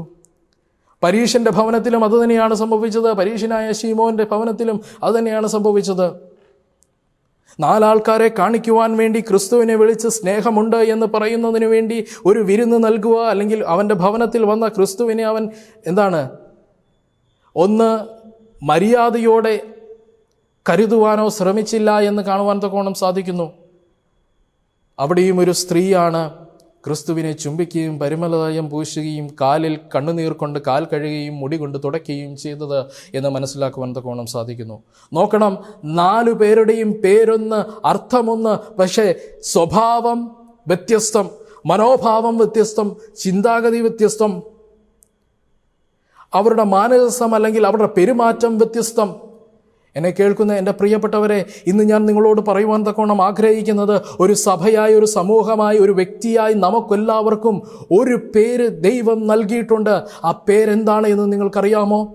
ലോകം മുഴുവനും അറിയപ്പെടുന്ന, അല്ലെങ്കിൽ എല്ലാവരെയും അറിയപ്പെടുന്ന ഈ നാമം കൊണ്ടാണ്. ക്രിസ്തുവിനെ പിൻപറ്റുന്നതായ എല്ലാവരും അറിയപ്പെടുന്ന ഈ നാമം കൊണ്ടാണ്. ആ പേര് മറ്റൊന്നുമല്ല, ക്രിസ്ത്യാനി എന്നാണ്. സെവൻത് ഡേ അഡ്വെന്റിസ്റ്റുകാരനെ ക്രിസ്ത്യാനി എന്നറിയപ്പെടുന്നു, ബെന്തോക്കോസ്തുകാരനെ ക്രിസ്ത്യാനി എന്ന് അറിയപ്പെടുന്നു, കത്തോലിക്കക്കാരനെ ക്രിസ്ത്യാനി എന്നറിയപ്പെടുന്നു. ഈ ലോകത്തിൽ ഏകദേശം 45,000-ൽ പരം ഡിനോമിനേഷൻസ് ഉണ്ട്. ആ ഡിനോമിനേഷൻ എല്ലാം ക്രിസ്ത്യാനി എന്ന് അറിയപ്പെടുകയാണ് ചെയ്യുന്നത് എന്ന് കാണാൻ കഴിയുന്നുണ്ട്. പക്ഷെ ഓരോ ക്രിസ്ത്യാനികൾക്കും, അല്ലെങ്കിൽ ഓരോ സമൂഹത്തിനും, അല്ലെങ്കിൽ ഓരോ സഭകൾക്കും വ്യത്യസ്തമായ കാഴ്ചപ്പാടാണ് ദൈവവചനത്തെക്കുറിച്ച്. അവർ വ്യത്യസ്തമായ രീതിയിലാണ് വ്യാഖ്യാനിക്കുന്നത് എന്ന് വളരെ വ്യക്തമായി കാണുവാൻ തക്കോണം സാധിക്കുന്നുണ്ട്. എന്നെ കേൾക്കുന്ന എൻ്റെ പ്രിയപ്പെട്ടവരെ, ക്രിസ്ത്യാനി എന്ന വാക്കിൻ്റെ അർത്ഥം ക്രിസ്തുവിനെ അനുഗമിക്കുന്നവർ എന്നാണ്. ഇന്ന് നിങ്ങൾ എടുത്തു നോക്കുക, പല ക്രിസ്തീയ സമൂഹത്തിലും ക്രിസ്തുവിനെ അനുഗമിക്കുന്നതായ ഒരു രീതിയില്ല. അവർ അവരുടെ സ്വന്തം രീതിയിലാണ് ആരാധനകൾ ക്രമീകരിക്കുന്നത്. അവരുടെ സ്വന്തം കാഴ്ചപ്പാടും അവരുടെ ദൈവവചനം അവരുടെ സ്വന്തം ഇഷ്ടപ്രകാരം വ്യാഖ്യാനിച്ചുകൊണ്ടാണ് അവർ ആരാധിക്കുന്നത്, അവർ ക്രിസ്തുവിനെ അനുഗമിക്കുന്നത് എന്ന് കാണുവാൻ തക്കവണ്ണം സാധിക്കുന്നുണ്ട്. എന്നെ കേൾക്കുന്ന എൻ്റെ പ്രിയപ്പെട്ടവരെ, നമ്മുടെ പേര് അന്വർത്ഥമാക്കുന്ന വിധത്തിൽ വേണം നമ്മളുടെ പ്രവൃത്തി. ക്രിസ്തുവിനെ അനുഗമിക്കുന്നവരാണെങ്കിൽ എല്ലാ അർത്ഥത്തിലും ക്രിസ്തുവിനെ അനുഗമിക്കുന്നവരായിരിക്കണം എന്നാണ് ദൈവവചനം നമ്മളെ ഓർമ്മിപ്പിക്കുന്നത്. നമുക്കറിയാം, ഉദാഹരണമായിട്ട് പറഞ്ഞു കഴിഞ്ഞാൽ, ക്രിസ്ത്യാനി എന്ന് പേരുള്ളതായ എല്ലാവരും ക്രിസ്ത്യാനിയാവണമെന്നില്ല, ക്രിസ്തുവിനെ അനുഗമിക്കുന്നവരാകണമെന്നില്ല, വേദപുസ്തകത്തെ ആകണമെന്നില്ല. വ്യക്തി താല്പര്യങ്ങൾക്കനുസരിച്ച് അവരുടെ അടിസ്ഥാന പ്രമാണങ്ങളെ അവർ എഴുതുന്നു. എന്നാൽ വേദപുസ്തകത്തിൻ്റെ അടിസ്ഥാനത്തിൽ എല്ലാവരും അടിസ്ഥാന പ്രമാണങ്ങളെ എഴുതണമെന്നില്ല. കാരണം എന്താണെന്നറിയാമോ? നമുക്കറിയാം, സുന്ദരൻ എന്ന് പേരുള്ളതായ ഒരുപാട് ആൾക്കാർ നമുക്ക് മലയാളികളെ പരിചയമുണ്ട്. സുന്ദരൻ എന്ന പേരുള്ള എല്ലാവരും നല്ല സൗന്ദര്യമുള്ളവരാവണമെന്നില്ല. അഫ്കോഴ്സ് എല്ലാ വ്യക്തികൾക്കും വ്യക്തിപരമായി അവരവരുടേതായ സൗന്ദര്യമുണ്ട്, അത് ഞാൻ അംഗീകരിക്കുന്നു. പക്ഷെ സുന്ദരൻ എന്ന പേരുള്ള എല്ലാവരും ഒരുപോലെ സുന്ദരന്മാരാവണമെന്നില്ല. അതുപോലെ തന്നെ സുശീലൻ എന്ന് പേരുള്ള എല്ലാവരും നല്ല ശീലമുള്ളവരാവണമെന്നില്ല. ക്രിസ്ത്യാനി എന്ന് പേരുള്ളവരെല്ലാവരും ക്രിസ്തുവിനെ യഥാർത്ഥമായി അനുഗമിക്കണം എന്നില്ല. ഇത് ഈ ലോകത്തിൽ സംഭവിക്കേണ്ടതായ കാര്യമാണ്. അപ്പോൾ ക്രിസ്ത്യാനി എന്ന് പേരുള്ള മനുഷ്യർ, അല്ലെങ്കിൽ ഡിനോമിനേഷൻസ്, അല്ലെങ്കിൽ സഭകൾ ക്രിസ്തുവിനെ അനുഗമിക്കുന്ന എന്ന് പേരും ക്രിസ്തുവിനെ അനുഗമിക്കാതെ സ്വന്തം താല്പര്യത്തിനനുസരിച്ച് ആരാധനകൾ ക്രമീകരിക്കുകയോ ജീവിതം ക്രമീകരിക്കുകയോ ചെയ്തു കഴിഞ്ഞാൽ അവരെക്കുറിച്ച് യെശയ്യാ പ്രവാചകൻ പറയുന്ന വാക്യമാണ് ഇന്ന് നമ്മൾ വായിച്ചതായ വാക്യം. ആ വാക്യം ഇപ്രകാരമാണ് പറയുന്നത്: അന്ന് 7 സ്ത്രീകൾ ഒരു പുരുഷനെ പിടിച്ച്, ഞങ്ങൾ സ്വന്തം വക കൊണ്ട് അഗോവൃത്തി കഴിക്കാം, സ്വന്തം വസ്ത്രം ധരിക്കുകയും ചെയ്തു കൊള്ളാം, നിന്റെ പേർ മാത്രം ഞങ്ങൾക്ക് ഇരിക്കട്ടെ എന്ന് പറയുകയാണ്. ഇവിടെ നിന്റെ പേർ മാത്രം ഞങ്ങൾക്ക് ഇരിക്കട്ടെ, ക്രിസ്ത്യാനി എന്ന നാമം മാത്രം ഞങ്ങൾക്കിരിക്കട്ടെ. ഞങ്ങൾക്ക് ഞങ്ങളുടെ തോന്നിയ പോലെ ജീവിച്ചു കൊള്ളാം, ഞങ്ങളുടെ തോന്നിയ ദിവസം ഞങ്ങൾ ആരാധിച്ചു കൊള്ളാം, ഞങ്ങളുടെ അടിസ്ഥാന പ്രമാണങ്ങൾ ഞങ്ങളുടെ താല്പര്യങ്ങൾക്കനുസരിച്ച് വചനത്തെ വ്യാഖ്യാനിച്ച് ഞങ്ങൾ എഴുതിക്കൊള്ളാം. നിന്റെ പേർ മാത്രം ഞങ്ങൾക്ക് നൽകാം. ഇവിടെ യെശയ്യാ പ്രവാചകൻ ഒരു ഉപമയാണ് പറയുന്നത്. എന്താണ് ഈ ഉപമയുടെ ഉദ്ദേശം എന്നുള്ളതിനെക്കുറിച്ച് 1, 2, 3 അധ്യായങ്ങളൊക്കെ വായിക്കുമ്പോൾ നമുക്ക് മനസ്സിലാക്കുവാൻ തക്കവണ്ണം സാധിക്കുന്നുണ്ട്. 1-ാമത്തെ അധ്യായത്തിൽ യെശയ്യാ പ്രവാചകൻ പറഞ്ഞു തുടങ്ങുന്നത് ഇസ്രായേൽ ജനത്തിന്റെ പാപവും ദൈവത്തെ മറുതലിക്കുന്നതായ കാര്യത്തെക്കുറിച്ചാണ് പറയുന്നത്. അവിടെ പറയുന്നത്, ഞാൻ മക്കളെ പോറ്റി വളർത്തി, അവർ എന്നോട് മത്സരിച്ചു തുടങ്ങിയിരിക്കുന്നു. ഒരുപാട് പ്രാവശ്യം അവരെ തിരുത്തുവാൻ തക്കവണ്ണം ഞാൻ പ്രവാചകന്മാരിലൂടെയും പുരോഹിതന്മാരിലൂടെയും പല ദൈവദാസന്മാരിലൂടെയും ശ്രമിച്ചിട്ടും അവർ തിരുത്തുവാനുള്ള മനസ്സ് കാണിക്കുന്നില്ല എന്ന് വളരെ വ്യക്തമായ ആ ഭാഗത്ത് മനസ്സിലാക്കാൻ കഴിയുന്നു. 2, 3 അധ്യായങ്ങളിലൊക്കെയും വായിക്കുമ്പോൾ 3-ാമത്തെ അധ്യായത്തിൽ ഇവർക്ക് നൽകേണ്ടതായ ഈ അനുസരണക്കേടിനുള്ളതായ ശിക്ഷാവിധിയെക്കുറിച്ചോ ന്യായവിധിയെക്കുറിച്ചോ സംഭവിക്കാനിരിക്കുന്ന ശിക്ഷാവിധിയെക്കുറിച്ചോ ന്യായവിധിയെക്കുറിച്ചോ വളരെ വ്യക്തമായി പ്രസ്താവിക്കുകയാണ്. അതിനുശേഷം പറയുകയാണ് 4-ാമത്തെ അധ്യായത്തിൽ ഇപ്രകാരമാണ് പറയുന്നത്, ഇങ്ങനെ വളരെ മ്ലേച്ഛകരമായ ജീവിതത്തിൽ ക്രിസ്തുവിനെ ആരാധിക്കാതെ വിഗ്രഹങ്ങളെ ആരാധിച്ച് ദൈവത്തിൻ്റെ ജനം ദൈവത്തിൽ നിന്ന് അകന്നു പോകുന്ന സാഹചര്യത്തിൽ അന്നാളിൽ ഇവിടെ പ്രകാരം എഴുതുകയാണ്, അന്നാളിൽ 7 സ്ത്രീകൾ വന്ന് ഒരു പുരുഷനെ പിടിച്ച്. നമുക്കറിയാം, പുതിയ നിയമ കാലഘട്ടത്തിൽ പ്രവചനത്തിലൊക്കെയും നമ്മൾ മനസ്സിലാക്കുന്ന ഒരു സത്യം എന്ന് പറയുന്നത് പലപ്പോഴും സ്ത്രീയെ ദൈവത്തിൻ്റെ സഭയുമായി സൂചിപ്പിച്ചിരിക്കുകയാണ്. കർത്താവായ യേശുക്രിസ്തു ഈ ഭൂമിയിലായിരുന്ന സമയത്ത് ഒരു ഉപമ പറഞ്ഞു, 10 കന്യകമാരുടെ ഉപമ. കർത്താവായ യേശുക്രിസ്തു മണവാളൻ വീണ്ടും വരുമ്പോൾ മണവാളൻ ചേർക്കുന്ന സഭയായ മണവാട്ടി എന്ന് പറയുന്നത് സഭയെ, അല്ലെങ്കിൽ കർത്താവായ യേശുക്രിസ്തു ഈ ഉപമയിലൂടെ പറഞ്ഞതായ കാര്യം എന്ന് പറയുന്നത് സ്ത്രീ സഭയും താൻ മണവാളനുമാണ്. നമ്മൾ പഠിക്കുന്നുണ്ട്, സ്ത്രീ എന്ന് പറയുന്നത് പലപ്പോഴും സഭയെ സൂചിപ്പിക്കുകയാണ് എന്ന് കാണാൻ കഴിയുന്നുണ്ട്. ഒരു ശേഷിപ്പ് സഭയെക്കുറിച്ച് വെളിപ്പാട് പുസ്തകം 12-ാം അധ്യായത്തിൽ പറയുന്നു, സൂര്യനെ അണിഞ്ഞതായ സ്ത്രീ, വെള്ളവസ്ത്രം ധരിച്ചതായ സ്ത്രീ, അത് ദൈവത്തിൻ്റെ സഭയെ സൂചിപ്പിക്കുന്നതായിട്ട് നമുക്ക് കാണുവാൻ തക്കവണ്ണം സാധിക്കുന്നുണ്ട്. ക്രിസ്തു പറഞ്ഞു, പുരുഷൻ സ്ത്രീക്ക് തലയായിരിക്കുന്നത് പോലെ ക്രിസ്തു സഭയുടെ തലയായിരിക്കാം, അല്ലെങ്കിൽ സഭ ശരീരമായും ക്രിസ്തു അതിൻ്റെ തലയായും ഇരിക്കാം എന്ന് പറഞ്ഞു. പഴയ നിയമത്തിലെ ദൈവം കൊടുത്ത ഉടമ്പടിയെ അത് എപ്രകാരമുള്ള ഉടമ്പടിയാണ് എന്ന് മനസ്സിലാക്കുമ്പോൾ ഒരു ഭാര്യ ഭർത്താവിനോട് ചെയ്യുന്ന വിധത്തിലുള്ളതായ ഒരു ഉടമ്പടിയാണ് എന്ന് വളരെ വ്യക്തമായി മനസ്സിലാക്കുവാൻ തക്കോണം സാധിക്കുന്നുണ്ട്. ഇവിടെ 7 സ്ത്രീകൾ ഒരു പുരുഷനെ പിടിച്ചു എന്ന് വളരെ വ്യക്തമായി പറയുന്നു. അതായത് ക്രിസ്ത്യാനി എന്ന് അവകാശപ്പെടുന്നതായ സഭയുടെ ഒരു സമൂഹം ഇന്ന് ഈ ലോകത്തുണ്ട്. ഞാൻ പറഞ്ഞു, ഏകദേശം 45,000-ൽ പകരം ക്രിസ്ത്യൻ ഡിനോമിനേഷൻസ് ഇന്ന് ഈ ലോകത്ത് ഉണ്ട്. ഈ ക്രിസ്ത്യൻ ഡിനോമിനേഷൻസിന് എല്ലാം ഉള്ള പേര് കർത്താവായ യേശു ക്രിസ്തുവിനെ പിൻപറ്റുന്നവർ എന്നാണ്. ക്രിസ്ത്യാനി എന്ന പേരാണ്. അതാണ് ഇവിടെ പറയുന്നത്, നിന്റെ പേർ മാത്രം ഞങ്ങൾക്ക് മതി. ഈ ഡിനോമിനേഷൻസ് ഒക്കെയും ചെയ്യുന്നത് എന്താണ്? അവർക്ക് തോന്നിയ രീതിയിൽ അവർ ജീവിക്കുകയാണ്. ഇവിടെ പറയുന്ന ഇപ്രകാരമാണ്, ഞങ്ങൾ സ്വന്തം വക കൊണ്ട് ആഹാവൃത്തി കഴിച്ചുകൊള്ളാം, ഞങ്ങൾ ആഹാരം ഞങ്ങളുടെ സ്വന്തം വക കൊണ്ട് കഴിച്ചുകൊള്ളാം, ഞങ്ങളുടെ വസ്ത്രം എന്താണ്, സ്വന്തം വസ്ത്രം ഞങ്ങൾ ധരിച്ചുകൊള്ളാം, നിന്റെ പേർ മാത്രം ഞങ്ങൾക്ക് മതി. ഇന്നെന്നെ കേൾക്കുന്ന എൻ്റെ പ്രിയപ്പെട്ടവരെ, ഇന്ന് ഈ ലോകത്ത് കാണുന്ന പല ഡിനോമിനേഷൻസിനും ക്രിസ്ത്യാനി എന്ന പേർ മാത്രമേ ഉള്ളൂ. ക്രിസ്തുവിനെ അനുഗമിക്കുന്നവർ എന്ന നാമം മാത്രമേ ഉള്ളൂ. അവരുടെ പ്രവൃത്തിയിലോ അവരുടെ വിശ്വാസ പ്രമാണങ്ങളിലോ അവരുടെ പഠിപ്പിക്കലിലോ അവരുടെ ദൈവവചന വ്യാഖ്യാനത്തിലോ ക്രിസ്തു നമ്മളെ കാണിച്ചു തന്ന മാതൃകയോ ഒന്നും തന്നെ കാണുവാൻ തക്കവണ്ണം സാധിക്കുന്നില്ല എന്ന് നമ്മൾ മനസ്സിലാക്കണം. എന്നെ കേൾക്കുന്ന എൻ്റെ പ്രിയപ്പെട്ടവരെ,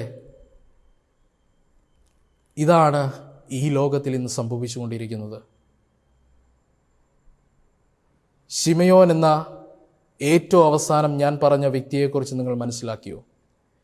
ആ മനുഷ്യൻ്റെ മനോഭാവമാണ് ഇന്ന് പല ഡിനോമിനേഷൻസും ഉള്ളത്.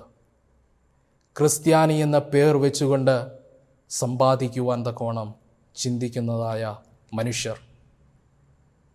ശ്രദ്ധിച്ചു നോക്കുക.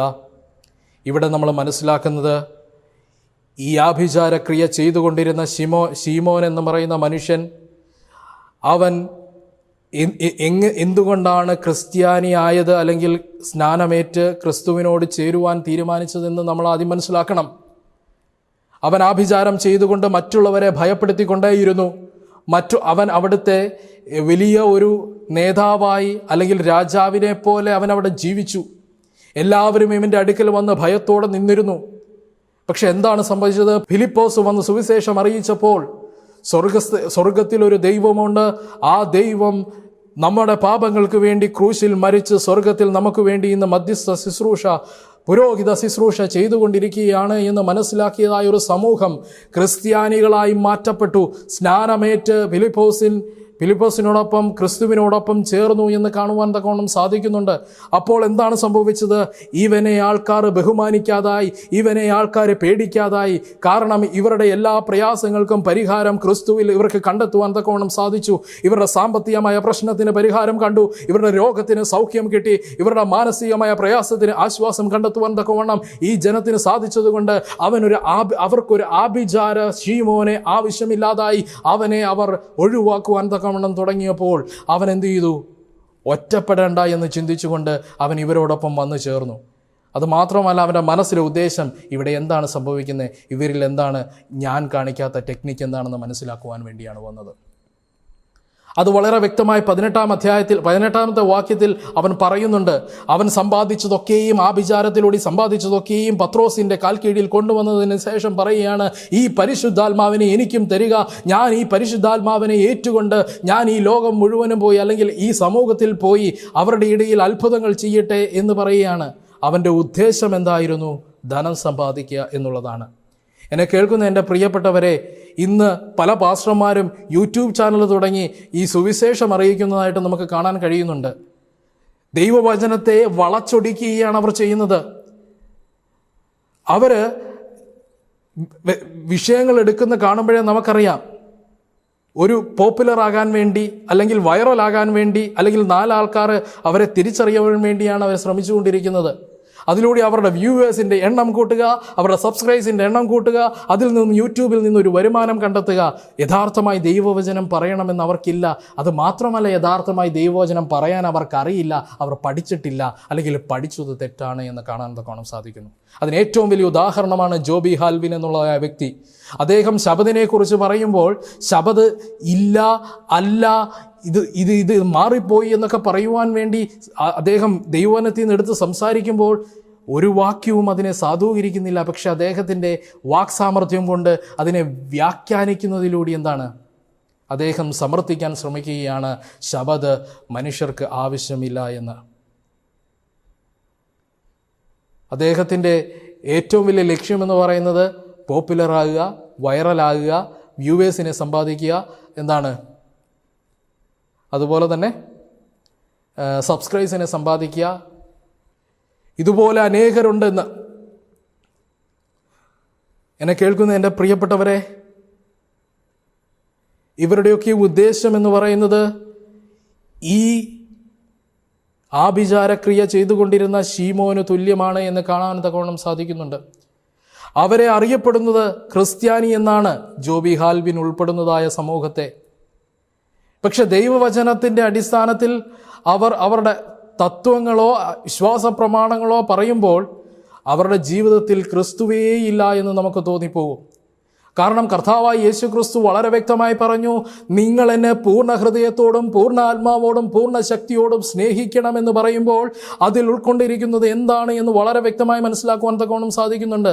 നിങ്ങൾ പൂർണ്ണ മനസ്സോടും പൂർണ്ണ ആത്മാവോടും പൂർണ്ണ ശക്തിയോടും എന്നെ സ്നേഹിക്കുന്നുവെങ്കിൽ ഞാനല്ലാതെ അന്യദൈവം നിങ്ങൾക്കുണ്ടാകുകയില്ല, ഒരു വിഗ്രഹവും ഉണ്ടാക്കുകയില്ല, ദൈവത്തിൻ്റെ നാമം വൃഥായെടുക്കുകയില്ല. ഇത് മൂന്നും അവർ ചെയ്യാൻ തയ്യാറാണ്. പക്ഷേ ശബദ് നാളിനെ ശുദ്ധീകരിപ്പാൻ അവർ തയ്യാറല്ല. അവർ ന്യായീകരിക്കുന്നത് അത് ദൈവം നൽകിയ സ്വസ്ഥതയ്ക്കുള്ള ഒരു ദിവസം മാത്രമാണ്, അന്ന് നമ്മൾ ജോലിയൊന്നും ചെയ്യാതെ സ്വസ്ഥമായി ഇരുന്നാൽ മാത്രം മതി, അത് വിശുദ്ധ ദിവസമോ അല്ലെങ്കിൽ അത് വേർതിരിക്കപ്പെട്ട ദിവസമോ അത് ആരാധനയ്ക്കുള്ള ദിവസമോ അല്ല എന്നാണ് അവർ സമർത്ഥിക്കുവാൻ ശ്രമിക്കുന്നത്. അവർ എന്നിട്ട് പറയുന്നത്, പണ്ടൊക്കെ ഇതൊന്നും ആൾക്കാർ അല്ലെങ്കിൽ ഈ പാസ്റ്റർമാരൊന്നും പച്ചയ്ക്ക് പറയാറില്ല, ഇപ്പം പച്ചയ്ക്ക് പറഞ്ഞു തുടങ്ങി. ഞങ്ങൾ അനുസരിക്കുന്നത് ലോകത്തിൻ്റെ ദിവസത്തെയാണ്, അല്ലെങ്കിൽ ലോകം ഞങ്ങൾക്ക് നൽകിയ വിശ്രമ ദിവസത്തിലാണ് ഞങ്ങൾ ആരാധിക്കുന്നതെന്ന് പറഞ്ഞു തുടങ്ങി. നോക്കണേ, ക്രിസ്തുവിനെ ആത്മാർത്ഥമായി സ്നേഹിക്കുന്നു എന്ന് നിങ്ങൾ പറയുകയും എന്നാൽ ക്രിസ്തു നൽകിയതായ ശബത്ത് നാളിനെ ശുദ്ധീകരിപ്പാൻ ഓർക്ക എന്ന കൽപ്പന നിങ്ങൾ ലംഘിക്കുകയും ചെയ്യുന്നു എന്നുള്ളതിൽ യാതൊരു സംശയവുമില്ല. നിങ്ങൾ പൂർണ്ണ മനസ്സോടും പൂർണ്ണ ആത്മാവോടും പൂർണ്ണ ശക്തിയോടുമാണ് ദൈവത്തെ സ്നേഹിക്കുന്നുവെങ്കിൽ ദൈവത്തിൻ്റെ കൽപ്പനകൾ എല്ലാം കാത്തു പരിപാലിക്കും. അവർ പറയുന്നത് ക്രൂശിൽ ശബത്ത് നീങ്ങിപ്പോയെന്നാണ് പറയുന്നത്. ക്രൂശിൽ സംഭവിച്ചത് ക്രൂശിൻ്റെ ശുശ്രൂഷയുടെ നിഴലായി ഉണ്ടായിരുന്ന എല്ലാ ശുശ്രൂഷയുമാണ് നീങ്ങിപ്പോയത്. ശബത്ത് എങ്ങനെ ക്രൂശിൻ്റെ നിഴലാകും? അത് ദൈവത്തിനെ ആരാധിക്കുവാൻ വേണ്ടി ദൈവം വേർതിരിച്ചതായ ദിവസമാണ്. അത് സൃഷ്ടിപ്പിൽ തന്നെ അത് വേർതിരിച്ചതായ ദിവസമാണ് എന്ന് കാണാൻ തക്കോണം സാധിക്കുന്നുണ്ട്. എന്നെ കേൾക്കുന്ന എൻ്റെ പ്രിയപ്പെട്ടവരെ, ഈ പറഞ്ഞതായ അപ്പോസ്തല പ്രവർത്തികൾ 8-ാം അധ്യായത്തിൽ പറയപ്പെടുന്ന ആഭിചാരക്രിയ ചെയ്തതായ ശീമോൻ സ്വാർത്ഥ താല്പര്യത്തോടെ ദൈവത്തിൻ്റെ ഈ കഴിവുകളെ വിലയ്ക്ക് വാങ്ങി, അല്ലെങ്കിൽ പരിശുദ്ധാത്മാവിനെ വിലയ്ക്ക് വാങ്ങി അതുപയോഗിച്ച് ധനം സമ്പാദിക്കാമെന്ന് വിചാരിച്ചുകൊണ്ട് വന്നതുപോലെയാണ് ഇന്ന് പലരും ഇതിൽ നിന്നും ധനം സമ്പാദിക്കുവാൻ വേണ്ടിയാണ് ക്രിസ്ത്യാനി എന്ന നാമം എടുത്തിരിക്കുന്നത്. അവരെ നോക്കിക്കൊണ്ട് യെശയ്യാ പ്രവാചകൻ പറയുകയാണ്, ഇവർ പ്രതിദാനം ചെയ്യുന്നതായ സഭ, ദൈവത്തിൻ്റെ മണവാട്ടി സഭ എന്ന് അവകാശപ്പെടുന്നതായ സഭ, അവർ പറയുന്നത് ക്രിസ്തു ഞങ്ങളുടെ പുരുഷനായി മാത്രം ഇരുന്നാൽ മതി, അല്ലെങ്കിൽ ഞങ്ങൾക്ക് പുരുഷനായി മാത്രം ഇരുന്നാൽ മതി, നിന്റെ പേർ മാത്രം ഞങ്ങൾക്ക് മതി എന്ന് വളരെ വ്യക്തമായി പറയുകയാണ്. പിന്നീട് അവിടെ വായിക്കുന്ന ഇപ്രകാരമാണ്, ഞങ്ങളുടെ നിന്ന നീക്കിക്കളയണമേ എന്ന് പറഞ്ഞു. ഇവിടെ ഞങ്ങളുടെ നിന്ന നീക്കിക്കളയണമേ എന്ന് പറഞ്ഞു. യെശയ്യാ പ്രവാചകൻ ഒരു ഉപമയാണ് പറയുന്നത്.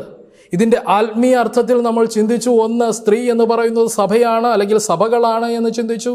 ഈ സഭകളൊക്കെയും കൂടിച്ചേർന്ന് കർത്താവായ യേശു ക്രിസ്തു ആകുന്ന മണവാളനെ അവർക്ക് ആവശ്യമാണ്, ഒരു പുരുഷനെ ആവശ്യമാണ്. പക്ഷേ ആ പുരുഷൻ്റെ പേർ മാത്രം അവർക്ക് മതി. പുരുഷനെ ആദരിക്കുവാനോ സ്നേഹിക്കുവാനോ പുരുഷനെ അംഗീകരിക്കുവാനോ പുരുഷൻ്റെ കൽപ്പനകൾ അനുസരിക്കുവാനോ മനസ്സ് കാണിക്കാത്തതായ ഈ സ്ത്രീയോട് താരതമ്യം ചെയ്തിരിക്കുന്ന സഭകൾ ക്രിസ്തുവിനെ ആദരിക്കുന്നില്ല, അനുസരിക്കുന്നില്ല എന്ന് കാണുവാൻ തക്കവണ്ണം സാധിക്കുന്നുണ്ട്. എന്നിട്ട് പറയുന്നു, ക്രിസ്തു എന്താണ് ചെയ്യുന്നത് ഈ ഭൂമിയിൽ? ക്രൂശ് മരണത്തിലൂടെ ഈ ലോകത്തിൻ്റെ പാപം എന്ത് ചെയ്തു? അവൻ വഹിച്ചു എന്ന് കാണുവാൻ തക്കവണ്ണം സാധിക്കുന്നു. അല്ലെങ്കിൽ നമ്മളുടെ ഓരോരുത്തരെയും നമ്മളിൽ നിന്നും എടുത്തു കളഞ്ഞു. ക്രിസ്തുവിനെ അംഗീകരിക്കുന്ന എല്ലാവരുടെയും ദൈവം എടുത്തു കളയുവാൻ തക്കവണ്ണം ശക്തനാണ്. ആ കൃപ ദൈവം നമുക്ക് നൽകി, ആ ദാനം ദൈവം നമുക്ക് നൽകി എന്ന് കാണുവാൻ തക്കവണ്ണം സാധിക്കുന്നു. അർഹരല്ലാത്ത നമ്മളെ ദൈവം എന്ത് ചെയ്തിരിക്കുന്നു? ദൈവത്തിൻ്റെ രക്തം കൊണ്ട് വിലയ്ക്ക് വാങ്ങിയിരിക്കുന്നു എന്ന് മനസ്സിലാക്കുവാൻ തക്കവണ്ണം സാധിക്കുന്നു. വീണ്ടെടുത്തിരിക്കുന്നു എന്ന് മനസ്സിലാക്കാൻ തക്കവണ്ണം സാധിക്കുന്നു. നമ്മൾ ക്രിസ്തുവിനെ അനുസരിക്കേണ്ടത് അതുകൊണ്ട് ആവശ്യമാണ് എന്ന് കാണുവാൻ തക്കവണ്ണം സാധിക്കുന്നുണ്ട്. ഇവിടെ പറയുകയാണ്, ഞങ്ങളുടെ നീക്കിക്കളയണമേ എന്ന് പറയും. ആരാണ് പറയുന്നത്? സഭയെ പ്രതിദാനം ചെയ്യുന്ന ഈ സ്ത്രീകൾ. ഒരു പുരുഷനായ ക്രിസ്തുവിനെ, അല്ലെങ്കിൽ ക്രിസ്തുവിൻ്റെ നാമം അവർക്ക് വേണം, ക്രിസ്ത്യാനികൾ എന്ന നാമം അവർക്ക് വേണം. പക്ഷെ അവരുടെ തോന്നിയ രീതിയിൽ അവർ ജീവിച്ചു കൊള്ളാം, അവർക്കിഷ്ടം പോലെ അവർ സമ്പാദിച്ച് അവർ ജീവിച്ചു കൊള്ളാം എന്ന് പറയുകയാണ്. ദൈവത്തെ ബഹുമാനിക്കുവാനോ സ്നേഹിക്കുവാനോ ദൈവകൽപ്പന അനുസരിക്കുവാനോ മനസ്സ് കാണിക്കാതെ നടക്കുന്നതായ സഭകളെക്കുറിച്ചാണ് ഈ വാക്യം, അല്ലെങ്കിൽ ഈ ഉപമ നമ്മളെ ഓർമ്മിപ്പിക്കുന്നത്. അവർക്ക് അവരിൽ നിന്നും നീക്കിക്കളയുന്ന ആ പ്രക്രിയയും ആവശ്യമാണ്. അതായത് ദൈവത്തിൻ്റെ ക്രൂശ് മരണത്തിൽ സംഭവിക്കുന്ന കാര്യം അവർക്ക് ആവശ്യമാണ്. രക്ഷിതാവ് എന്ന രീതിയിൽ അവർക്ക് ആവശ്യമാണ്. പക്ഷേ അവർ ഇവിടെ പറയുന്ന പോലെ സ്വന്തം വക കൊണ്ട് അഹോവൃത്തി കഴിക്കുകയും സ്വന്തം വസ്ത്രം ധരിക്കുകയും ചെയ്യുന്നു. ഇതിനൊക്കെയും ആത്മീയ അർത്ഥമുണ്ട്. ഞാൻ ഇന്ന് ഈ ആശയം മാത്രം നിങ്ങളുടെ മുൻപിൽ പറഞ്ഞതിന് ശേഷം ഇരിക്കുവാൻ തക്കവണ്ണം താല്പര്യപ്പെടുകയാണ്. സമയം ഒരുപാട് നീണ്ടുപോയി. 2-ാമത്തെ വാക്യം എപ്രകാരം വായിക്കുന്നത്, അന്നാളിൽ യഹോവയുടെ മുള ഭംഗിയും മഹത്വവുമുള്ളതും ഭൂമിയുടെ ഫലം ഇസ്രായേലിലെ രക്ഷാഗണത്തിന് മഹിമയും അഴകുമുള്ളതും ആയിരിക്കും. ഇത് കർത്താവായ യേശു ക്രിസ്തുവിനെ കുറിച്ച് ആത്മീയ അർത്ഥത്തിൽ കർത്താവായ യേശു ക്രിസ്തുവിനെ കുറിച്ച് സൂചിപ്പിക്കുന്നതായ ഒരു ഉപമ തന്നെയാണ് എന്ന് നമുക്ക് ഈ ഭാഗത്ത് മനസ്സിലാക്കുവാൻ തക്കവണ്ണം സാധിക്കുന്നുണ്ട്. അതുപോലെ തന്നെ ജനത്തിന്മേൽ ഉള്ളതായ ന്യായവിധിയെക്കുറിച്ച് പറയുകയാണ്. അന്ന് അശരിയ ഇസ്രായേൽക്ക് ദൈവം നൽകാൻ പോകുന്ന ന്യായവിധിയെക്കുറിച്ച് ഈ ഉപമയിലൂടെ യശയ്യാപ്രവാചകനിലൂടെ പറഞ്ഞപ്പോൾ ഇന്ന് ഇത് നമുക്ക് ആത്മീയ ഇസ്രായേലായിരിക്കുന്ന നമുക്കും ഇത് ബാധകമാണ് എന്നുള്ളതിൽ യാതൊരു സംശയവുമില്ല. നമുക്ക് ദൈവത്തിൻ്റെ പേർ മാത്രം മതിയോ എന്ന് ചിന്തിച്ചു കൊള്ളുക. ഇവിടെ പറയുന്നു, നിന്റെ പേർ മാത്രം ഞങ്ങൾക്കിരിക്കട്ടെ. ഇന്ന് പല ഡിനോമിനേഷൻസും ക്രിസ്തുവിൻ്റെ പേർ മാത്രം, ക്രിസ്ത്യാനി എന്ന പേർ മാത്രമാണ് വഹിക്കുന്നത്. അവരിൽ ക്രിസ്തുവിനെ അനുഗമിക്കുന്നതായ ഒരു പടി പോലും നമുക്ക് ദർശിക്കുവാൻ തക്കവണ്ണം സാധിക്കുന്നില്ല എന്നുള്ളതാണ് സത്യം. അവർ വചനത്തെ അവരുടേതായ രീതിയിൽ വ്യാഖ്യാനിക്കുകയാണ്. ഇന്നവർ പച്ചയ്ക്ക് പറഞ്ഞു തുടങ്ങി, ഞങ്ങൾ ഗവൺമെൻറ് തരുന്നതായ വിശ്രമ ദിവസത്തിലാണ് ആരാധിക്കുന്നത് എന്ന് പറഞ്ഞു തുടങ്ങി. എന്നിട്ട് ഇത് മാത്രവുമല്ല, ഇങ്ങനെയാണ് പറയുന്നത്, ദൈവം നിങ്ങൾക്ക് 7-ാമത്തെ ദിവസം സ്വസ്ഥതയ്ക്കായി തന്നു. അത് സ്വസ്ഥതയ്ക്കായി തന്നെ ഇരിക്കുക, നിങ്ങൾ അന്ന് ഒരു പണിയും ചെയ്യേണ്ട, നിങ്ങൾ വീട്ടിലിരുന്നോളാനാണ് പറയുന്നത്. എന്നാൽ ഗവൺമെൻറ് കൊടുക്കുന്ന സ്വസ്ഥതയ്ക്കായുള്ളൊരു ദിവസം സ്വസ്ഥതയ്ക്കായി ഇരിക്കുന്നില്ല. അവർ എന്താണ് ചെയ്യുന്നത്? ആരാധനയ്ക്കായി അത് മാറ്റുകയാണ്. എന്നെ കേൾക്കുന്ന എൻ്റെ പ്രിയപ്പെട്ടവരെ, ഈ ലോകത്തിൽ നമ്മൾ ആയിരിക്കുന്നതിൻ്റെ ഉദ്ദേശം തന്നെ നന്മയും തിന്മയും തമ്മിലുള്ളതായ ഒരു വൻ പോരാട്ടമാണ്. ഒരിക്കലും നന്മ തിന്മയോട് പോരാടാൻ പോകുന്നില്ല. പക്ഷേ തിന്മയുടെ പോരാട്ടത്തെ ചെറുത്തു നിൽക്കുവാൻ തക്കവണ്ണം നന്മ ശ്രമിച്ചുകൊണ്ടേയിരിക്കുന്ന ഒരു സാഹചര്യമാണ് എന്ന് കാണാൻ കഴിയുന്നു. കുറച്ചുകൂടി വ്യക്തമായി പറഞ്ഞാൽ, ക്രിസ്തുവും പിശാചും തമ്മിലുള്ള ഒരു പോരാട്ടത്തിൻ്റെ നടുവിലാണ് നമ്മൾ ഓരോരുത്തരും ആയിരിക്കുന്നത്. ഈ പോരാട്ടത്തിൽ ഏറ്റവും വലിയ പങ്കാളിത്തം വഹിക്കുന്നത് വ്യക്തിപരമായി നമ്മൾ ഓരോരുത്തരുമാണ്. നമ്മൾ ക്രിസ്ത്യാനി എന്ന് അവകാശപ്പെടുകയും നമ്മൾ ക്രിസ്തുവിനെ പോലെ ജീവിക്കുവാൻ തയ്യാറായില്ല എങ്കിൽ, പിന്നീട് നമ്മളുടെ ജീവിതം ഈ ലോകത്തിൻ്റെ രീതിയിലാണ് എങ്കിൽ, നമ്മളെ അവകാശം പറയുന്നത് ആരാണ്? പിശാചാണ്. അത് നമ്മൾ ക്രിസ്ത്യാനി എന്ന അവകാശം പറഞ്ഞാലും നമ്മുടെ പ്രവൃത്തി ക്രിസ്തുവിനെ അനുഗമിക്കുന്ന പ്രവൃത്തിയല്ല എങ്കിൽ, ക്രിസ്തു നമ്മളോട് കൽപ്പിച്ച കാര്യങ്ങൾ അനുസരിക്കുന്ന രീതിയല്ല എങ്കിൽ, തീർച്ചയായിട്ടും ക്രിസ്തുവിനെ പൂർണ്ണ ഹൃദയത്തോടും പൂർണ്ണ മനസ്സോടും സ്നേഹിക്കുന്നതായ ഒരു രീതിയല്ല എങ്കിൽ, നമുക്കറിയാം പിതാക്കന്മാർ, കുട്ടികൾ ഒക്കെയും ഈ ലോകത്തിൽ നമുക്ക് കാണാൻ കഴിയുന്നുണ്ട്. ഈ പിതാക്കന്മാർ എപ്പോഴും കുട്ടികളുടെ സ്നേഹം ആഗ്രഹിക്കുകയാണ്. ആ സ്നേഹത്തോടുള്ളതായ അവരുടെ പെരുമാറ്റം, അവരുടെ സമീപനം നമ്മുടെ ലൗകികമായിരിക്കുന്ന മാതാപിതാക്കളും ആഗ്രഹിക്കുന്നത് പോലെ തന്നെ നമ്മുടെ സ്വർഗീയ പിതാവ് നമ്മളെ മക്കളായി തിരഞ്ഞെടുത്ത് മാറ്റിയെങ്കിൽ, രക്തം കൊണ്ട് നമ്മളെ വീണ്ടെടുത്ത് പിശാച് അവകാശം പറഞ്ഞുകൊണ്ടിരുന്ന നമ്മളെ ദൈവത്തിൻ്റെ മക്കളാക്കി തീർത്തുവെങ്കിൽ, ദൈവത്തിൻ്റെ മക്കളായിട്ട് തന്നെ അനുസരിച്ച്, ദൈവത്തെ അംഗീകരിച്ച്, ദൈവത്തെ ആദരിച്ച്, ദൈവത്തെ നന്ദിയോടെ സ്മരിച്ചുകൊണ്ട് നമ്മുടെ ദിനംതോറുമുള്ള ജീവിതത്തെ ക്രിസ്തുവിനെ അനുഗമിച്ചുകൊണ്ട് ജീവിക്കേണ്ടത് ആവശ്യമാണ് എന്ന് കാണാൻ കഴിയുന്നുണ്ട്.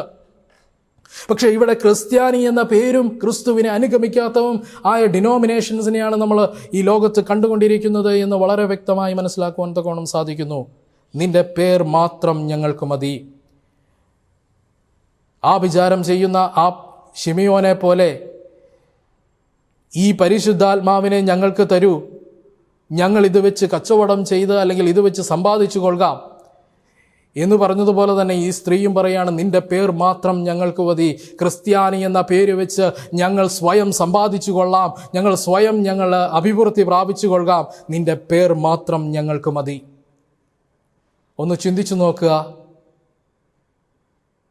അത് ആയിക്കൊള്ളട്ടെ, ബെന്തക്കോസ്തുകാരനായിക്കൊള്ളട്ടെ, കത്തോലിക്കക്കാരനായിക്കൊള്ളട്ടെ, ബാപ്റ്റിസ്റ്റുകാരനായിക്കൊള്ളട്ടെ, ആംഗ്ലിക്കൻ ചർച്ചുകാരനായിക്കൊള്ളട്ടെ, നിങ്ങൾ അഡ്വന്റിസ്റ്റുകാരൻ ആണെങ്കിൽ പോലും നിങ്ങൾ ചിന്തിച്ചു നോക്കുക, വ്യക്തിപരമായി നിനക്കുള്ള പേര് ക്രിസ്ത്യാനി എന്നാണ്. നീ ക്രിസ്തുവിനെ യഥാർത്ഥത്തിൽ അനുഗമിക്കുന്നവനാണോ, അതോ ക്രിസ്ത്യാനി എന്ന പേർ മാത്രമേ നിനക്കുള്ളൂ, അത് മതി എന്ന് ചിന്തിക്കുന്നവനാണോ നീ? ഈ 7 സ്ത്രീകളെ പോലെ എന്നെ കേൾക്കുന്ന എൻ്റെ പ്രിയപ്പെട്ടവരെ, നമ്മളുടെ പേരൊന്നാണ്, അതിൻ്റെ അർത്ഥമൊന്നാണ്, ക്രിസ്ത്യാനി എന്ന്. പക്ഷേ ക്രിസ്തുവിനോടുള്ള ഓരോ വ്യക്തികളുടെ മനോഭാവം വ്യത്യസ്തമാണ്. ക്രിസ്തുവിനോടുള്ള അവൻ്റെ സ്നേഹപ്രകടനം വ്യത്യസ്തമാണ്. ക്രിസ്തുവിനോടുള്ളതായ അവൻ്റെ പെരുമാറ്റം വ്യത്യസ്തമാണ്.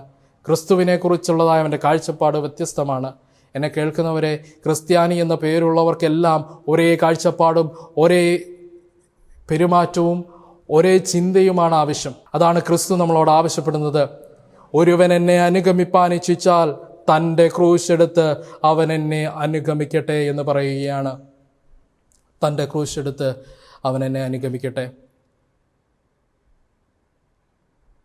ഈ യെശയ്യാ പ്രവചന പുസ്തകത്തിൽ പറയുന്നത് പോലെ, നിൻ്റെ പേർ മാത്രം ഞങ്ങൾക്ക് മതി, ക്രിസ്ത്യാനി എന്ന പേർ മാത്രം ഞങ്ങൾക്ക് മതി, ഞങ്ങൾക്ക് ബോധിച്ചതുപോലെ, ഞങ്ങൾക്ക് തോന്നിയതുപോലെ ഞങ്ങൾ ജീവിച്ചു കൊള്ളാമെന്ന് പറയുന്നവരുടെ കൂട്ടത്തിലാണോ നിങ്ങളെന്ന് ചിന്തിച്ചു നോക്കുക.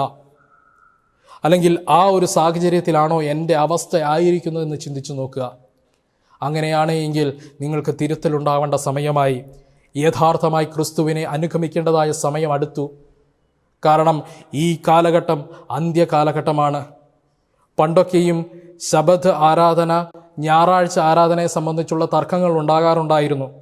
ഞായറാഴ്ചത്തെ ആരാധനയെ അവർ സാധൂകരിക്കുവാനോ അല്ലെങ്കിൽ അതിനെ സപ്പോർട്ട് ചെയ്യാനോ അവർ പറയുന്നത് ഉയർപ്പിൻ്റെ ഞായറാഴ്ച ഞങ്ങൾ ആരാധിക്കുന്നുവെന്നോ, ഒഴിവുള്ള ദിവസം ഞങ്ങൾ ആരാധിക്കുന്നുവെന്നോ, അല്ലെങ്കിൽ അപ്പോസ്തലന്മാർ ധർമ്മശേഖരത്തിന് കൂടി വന്ന, അപ്പം നുറുക്കുവാൻ അല്ലെങ്കിൽ വിരുന്ന് കഴിക്കുവാൻ കൂടി വന്ന, അല്ലെങ്കിൽ അപ്പോസ്തലന്മാർ എന്തെങ്കിലും പ്രത്യേക കൂട്ടായ്മയ്ക്ക് വേണ്ടി കൂടി വന്ന ഒരു ദിവസം ഒന്നാം ദിവസമാണ്, അതുകൊണ്ട് ഞങ്ങൾ അതിനെ ആരാധിക്കുന്നു, ആ ദിവസത്തിൽ ആരാധിക്കുന്നു എന്ന് മാത്രമേ പറഞ്ഞിരുന്നുള്ളൂ. എന്നാൽ ഇന്ന് ഞാൻ പറയട്ടെ, പച്ചയ്ക്ക് പറഞ്ഞു തുടങ്ങി, ഞങ്ങൾ ആരാധിക്കുന്നത് ഈ ലോകം തരുന്ന ദിവസത്തെ, ഈ ലോകം വേർതിരിച്ചു വെച്ചിരിക്കുന്ന ദിവസത്തിലാണ്, അല്ലാതെ ദൈവം വേർതിരിച്ചു വെച്ചിരിക്കുന്ന ദിവസത്തിലല്ല എന്ന് പച്ചയ്ക്ക് പറഞ്ഞു തുടങ്ങിയ ഒരു കാലഘട്ടമാണ്. അതായത് ഇതൊക്കെയും സൂചിപ്പിക്കുന്നത് കർത്താവായ യേശു ക്രിസ്തുവിൻ്റെ വരവ് ഏറ്റവും അടുത്തു എന്നുള്ളതാണ്. അതുകൊണ്ടാണ് ഞാൻ പറഞ്ഞത്, ഇതുവരെയും ക്രിസ്തുവിൻ്റെ നാമം മാത്രമേ നമുക്കുള്ളൂ എങ്കിൽ, നമ്മുടെ പ്രവൃത്തികളിൽ ക്രിസ്തുവിൻ്റെ മാതൃക ഇല്ല എങ്കിൽ, ക്രിസ്തു കാണിച്ചു തന്നതായോ ആ വഴിയിലല്ല നമ്മൾ സഞ്ചരിക്കുന്നു എങ്കിൽ, ആ വഴിയിൽ സഞ്ചരിക്കുവാനും ആ മാതൃകയിൽ പ്രവർത്തിക്കുവാനുമുള്ളതായ സമയം അതിക്രമിച്ചു. ക്രിസ്തുവിൻ്റെ നാമം മാത്രം നമുക്ക് പോരാ, അല്ലെങ്കിൽ ദൈവത്തിൻ്റെ നാമം, ക്രിസ്ത്യാനി എന്ന നാമം മാത്രം നമുക്ക് പോരാ. ഒരു യഥാർത്ഥ ക്രിസ്ത്യാനിയായി, ഒരു യഥാർത്ഥ അഡ്വൻറ്റിസ്റ്റുകാരനായി ജീവിതം തുടരേണ്ടതായ സാഹചര്യം അതിക്രമിച്ചു കഴിഞ്ഞിരിക്കുന്നു. എന്നെ കേൾക്കുന്ന പ്രിയപ്പെട്ടവരെ, ഒരിക്കൽ കൂടി ഞാൻ നിങ്ങളോട് പറയാം, ആ വാക്യം ഒരിക്കൽ കൂടി ആ വാക്യം നിങ്ങളുടെ മുൻപിൽ വായിക്കുവാൻ തക്കോണം ഞാൻ താല്പര്യപ്പെടുകയാണ്. അന്ന് 7 സ്ത്രീകൾ ഒരു പുരുഷനെ പിടിച്ച്, ഞങ്ങൾ സ്വന്തം വക കൊണ്ട് അഹോവർത്തി കഴിച്ചുകൊള്ളാം, സ്വന്തം വസ്ത്രം ധരിക്കുകയും ചെയ്തു കൊള്ളാം, നിന്റെ പേർ മാത്രം ഞങ്ങൾക്ക് മതി. പിന്നെ ഞങ്ങൾക്ക് വേണ്ട മറ്റൊരു കാര്യം, ഞങ്ങളുടെ നിന്ന നീക്കിക്കളയണമേ എന്ന് പറഞ്ഞു. ഞങ്ങളുടെ നിന്ന നീക്കിക്കളഞ്ഞോ? നിന്റെ പേർ മാത്രം ഞങ്ങൾക്ക് മതി, പക്ഷെ ഞങ്ങളുടെ തോന്നിയ പോലെ ഞങ്ങൾ ജീവിച്ചു കൊള്ളാം. എന്നെ കേൾക്കുന്ന എൻ്റെ പ്രിയപ്പെട്ടവരെ, ഈ മനോഭാവമാണ് നമുക്കുള്ളത് എങ്കിൽ നമ്മൾ പരിചയപ്പെട്ടതായ 5 ശിമയോന്മാരിൽ നിന്നും അവസാനം പരിചയപ്പെട്ട ആഭിചാരക്കാരനായ ശിമയോനെ പോലെ അല്ലെങ്കിൽ സൈമണെ പോലെ ക്രിസ്തുവിൻ്റെ നാമം വിലയ്ക്ക് വാങ്ങുവാൻ ശ്രമിക്കുന്നവരാണോ, അല്ലെങ്കിൽ ക്രിസ്തുവിൻ്റെ പരിശുദ്ധാത്മാവിനെ, ദൈവത്തിൻ്റെ പരിശുദ്ധാത്മാവിനെ വിലയ്ക്ക് വാങ്ങുവാൻ ശ്രമിക്കുന്നവരാണോ? ആ നാമം വെച്ച്, ക്രിസ്തുവിൻ്റെ നാമം വെച്ച് കൂടുതൽ സമ്പാദിക്കുവാൻ ശ്രമിക്കുന്നവരാണോ എന്ന് ചിന്തിച്ചു നോക്കുക. എന്നെ കേൾക്കുന്ന എൻ്റെ പ്രിയപ്പെട്ടവരെ, നമ്മൾ മറ്റുള്ള സമൂഹം, മറ്റുള്ള ഡിനോമിനേഷൻസിനെ കുറിച്ചൊക്കെയും പറയുമ്പോൾ അവരിൽ ശബദില്ല. ശരിയാണ്, അവരിൽ ശബദില്ല. ശരിയാണ്, ശബദ് എന്ന ദിവസത്തിലാണ് ആരാധിക്കേണ്ടത്, ലോകം നൽകിയ ദിവസത്തിലല്ല ആരാധിക്കേണ്ടത്. ലോകം നൽകിയ ദിവസത്തിലാണ് ആരാധിക്കുന്നതെങ്കിൽ നമ്മൾ പിശാചിൻ്റെ പക്ഷക്കാരാണ്. ദൈവം നൽകിയ ദിവസമാണ് നമ്മൾ ആരാധിക്കുന്നതെങ്കിൽ നമ്മളെ അവകാശം പറയുന്നത് ദൈവമാണ് എന്നുള്ളതിൽ യാതൊരു സംശയവുമില്ല. നമ്മൾ നമ്മുടെ സഭയ്ക്കുള്ളിലേക്ക് നിന്നുകൊണ്ട്, നമ്മളിൽ നിന്നുകൊണ്ട് തന്നെ ഒന്ന് ചിന്തിച്ചു നോക്കുക. ഞാനെന്ന വ്യക്തി ക്രിസ്ത്യാനി എന്ന് എന്നെ മറ്റുള്ളവർ വിളിക്കുന്നു, പക്ഷേ ഞാൻ യഥാർത്ഥത്തിൽ ക്രിസ്തുവിനെ അനുഗമിക്കുന്നവനാണോ എന്ന് എൻ്റെ ചിന്ത കൊണ്ട്, എൻ്റെ പ്രവൃത്തി കൊണ്ട്, എൻ്റെ മറ്റുള്ളവരോടുള്ള പെരുമാറ്റം കൊണ്ട്, എൻ്റെ വിശ്വാസം കൊണ്ട്, ദൈവത്തോടുള്ള എൻ്റെ വിശ്വസ്തത കൊണ്ട്, കൽപ്പനയോടുള്ള എൻ്റെ മനോഭാവം കൊണ്ട് ഒക്കെയും ഞാനൊരു യഥാർത്ഥ ക്രിസ്ത്യാനിയാണോ എന്ന് ചിന്തിക്കേണ്ടതായ സാഹചര്യം. ദൈവം നിങ്ങൾ ഓരോരുത്തരെയും അനുഗ്രഹിക്കുമാറാകട്ടെ. നിൻ്റെ പേർ മാത്രം എനിക്ക് മതി, അല്ലെങ്കിൽ നമുക്ക് മതി, ഞങ്ങൾ തോന്നിയതുപോലെ ജീവിച്ചു കൊള്ളാം എന്ന ചിന്താഗതി, അത് നാശത്തിനാണ്, അത് നരകത്തിനാണ്. ദൈവം നിങ്ങൾ ഓരോരുത്തരെയും അനുഗ്രഹിക്കുമാറാകട്ടെ. അതുകൊണ്ട് തന്നെ യഥാർത്ഥ ക്രിസ്ത്യാനിയായി ജീവിതത്തിലും പ്രവൃത്തിയിലും സംസാരത്തിലും പെരുമാറ്റത്തിലും ചിന്തകളിലുമൊക്കെയും ഒരു യഥാർത്ഥ ക്രിസ്തുവിനെ അനുഗമിക്കുന്നവനായി ജീവിച്ച് നിത്യജീവൻ അവകാശമാക്കുവാൻ തക്കവണ്ണം എന്നെയും നിങ്ങളെയും ദൈവം സഹായിക്കട്ടെ എന്ന് പ്രാർത്ഥിച്ചുകൊണ്ട് എളിയ വാക്കിൽ നിന്ന് വിരമിക്കുന്നു. ദൈവം നമ്മൾ ഓരോരുത്തരെയും അനുഗ്രഹിക്കുമാറാകട്ടെ. ആമേൻ.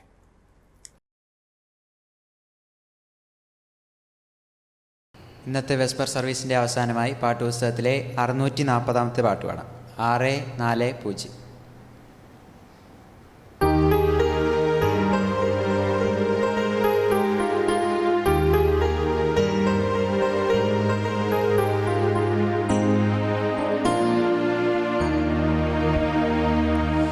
നീയല്ലോ ഞങ്ങൾക്കുള്ള ദിവ്യ സമ്പത്തേശുവേ, നീയല്ലാതില്ല ഭൂമിയിൽ ആഗ്രഹിക്കാനാരുമേ, നീയല്ലാതില്ല ഭൂമിയിൽ ആഗ്രഹിക്കാനാരുമേ, നീയല്ലോ ഞങ്ങൾക്കുള്ള ദിവ്യ സമ്പത്തേശുവേ, നീയല്ലോ ഞങ്ങൾക്കായി മന്നിടത്തിൽ വന്നതും നീചരാം ഞങ്ങളുടെ പാപമെല്ലാം ഏറ്റതും, നീചരാം ഞങ്ങളുടെ പാപമെല്ലാം ഏറ്റതും, നീയല്ലോ ഞങ്ങൾക്കുള്ള ദിവ്യ സമ്പത്തേശുവേ. കാൽവരി മലമുകളേറി നീ ഞങ്ങൾക്കായി കാൽകരം ചേർന്നു തൂങ്ങി മരിച്ചു ഇരേകിയ, കാൽകരം ചേർന്നു തൂങ്ങി മരിച്ചു ഇരേകിയ, നീയല്ലോ ഞങ്ങൾക്കുള്ള ദിവ്യ സമ്പത്തേശുവേ.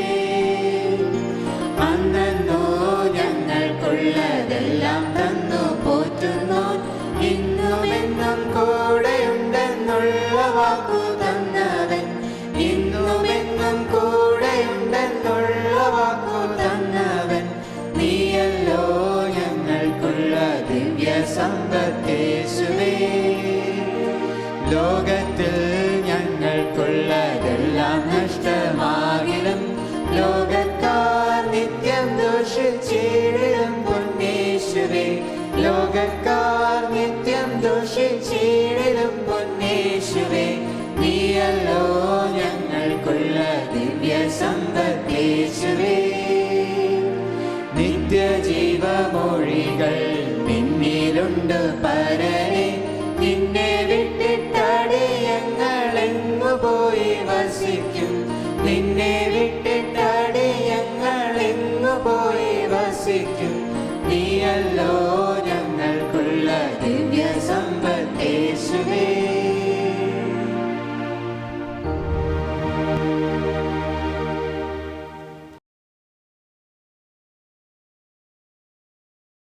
എല്ലാവർക്കും കണ്ണുകളെ അടച്ച് പ്രാർത്ഥിക്കാം.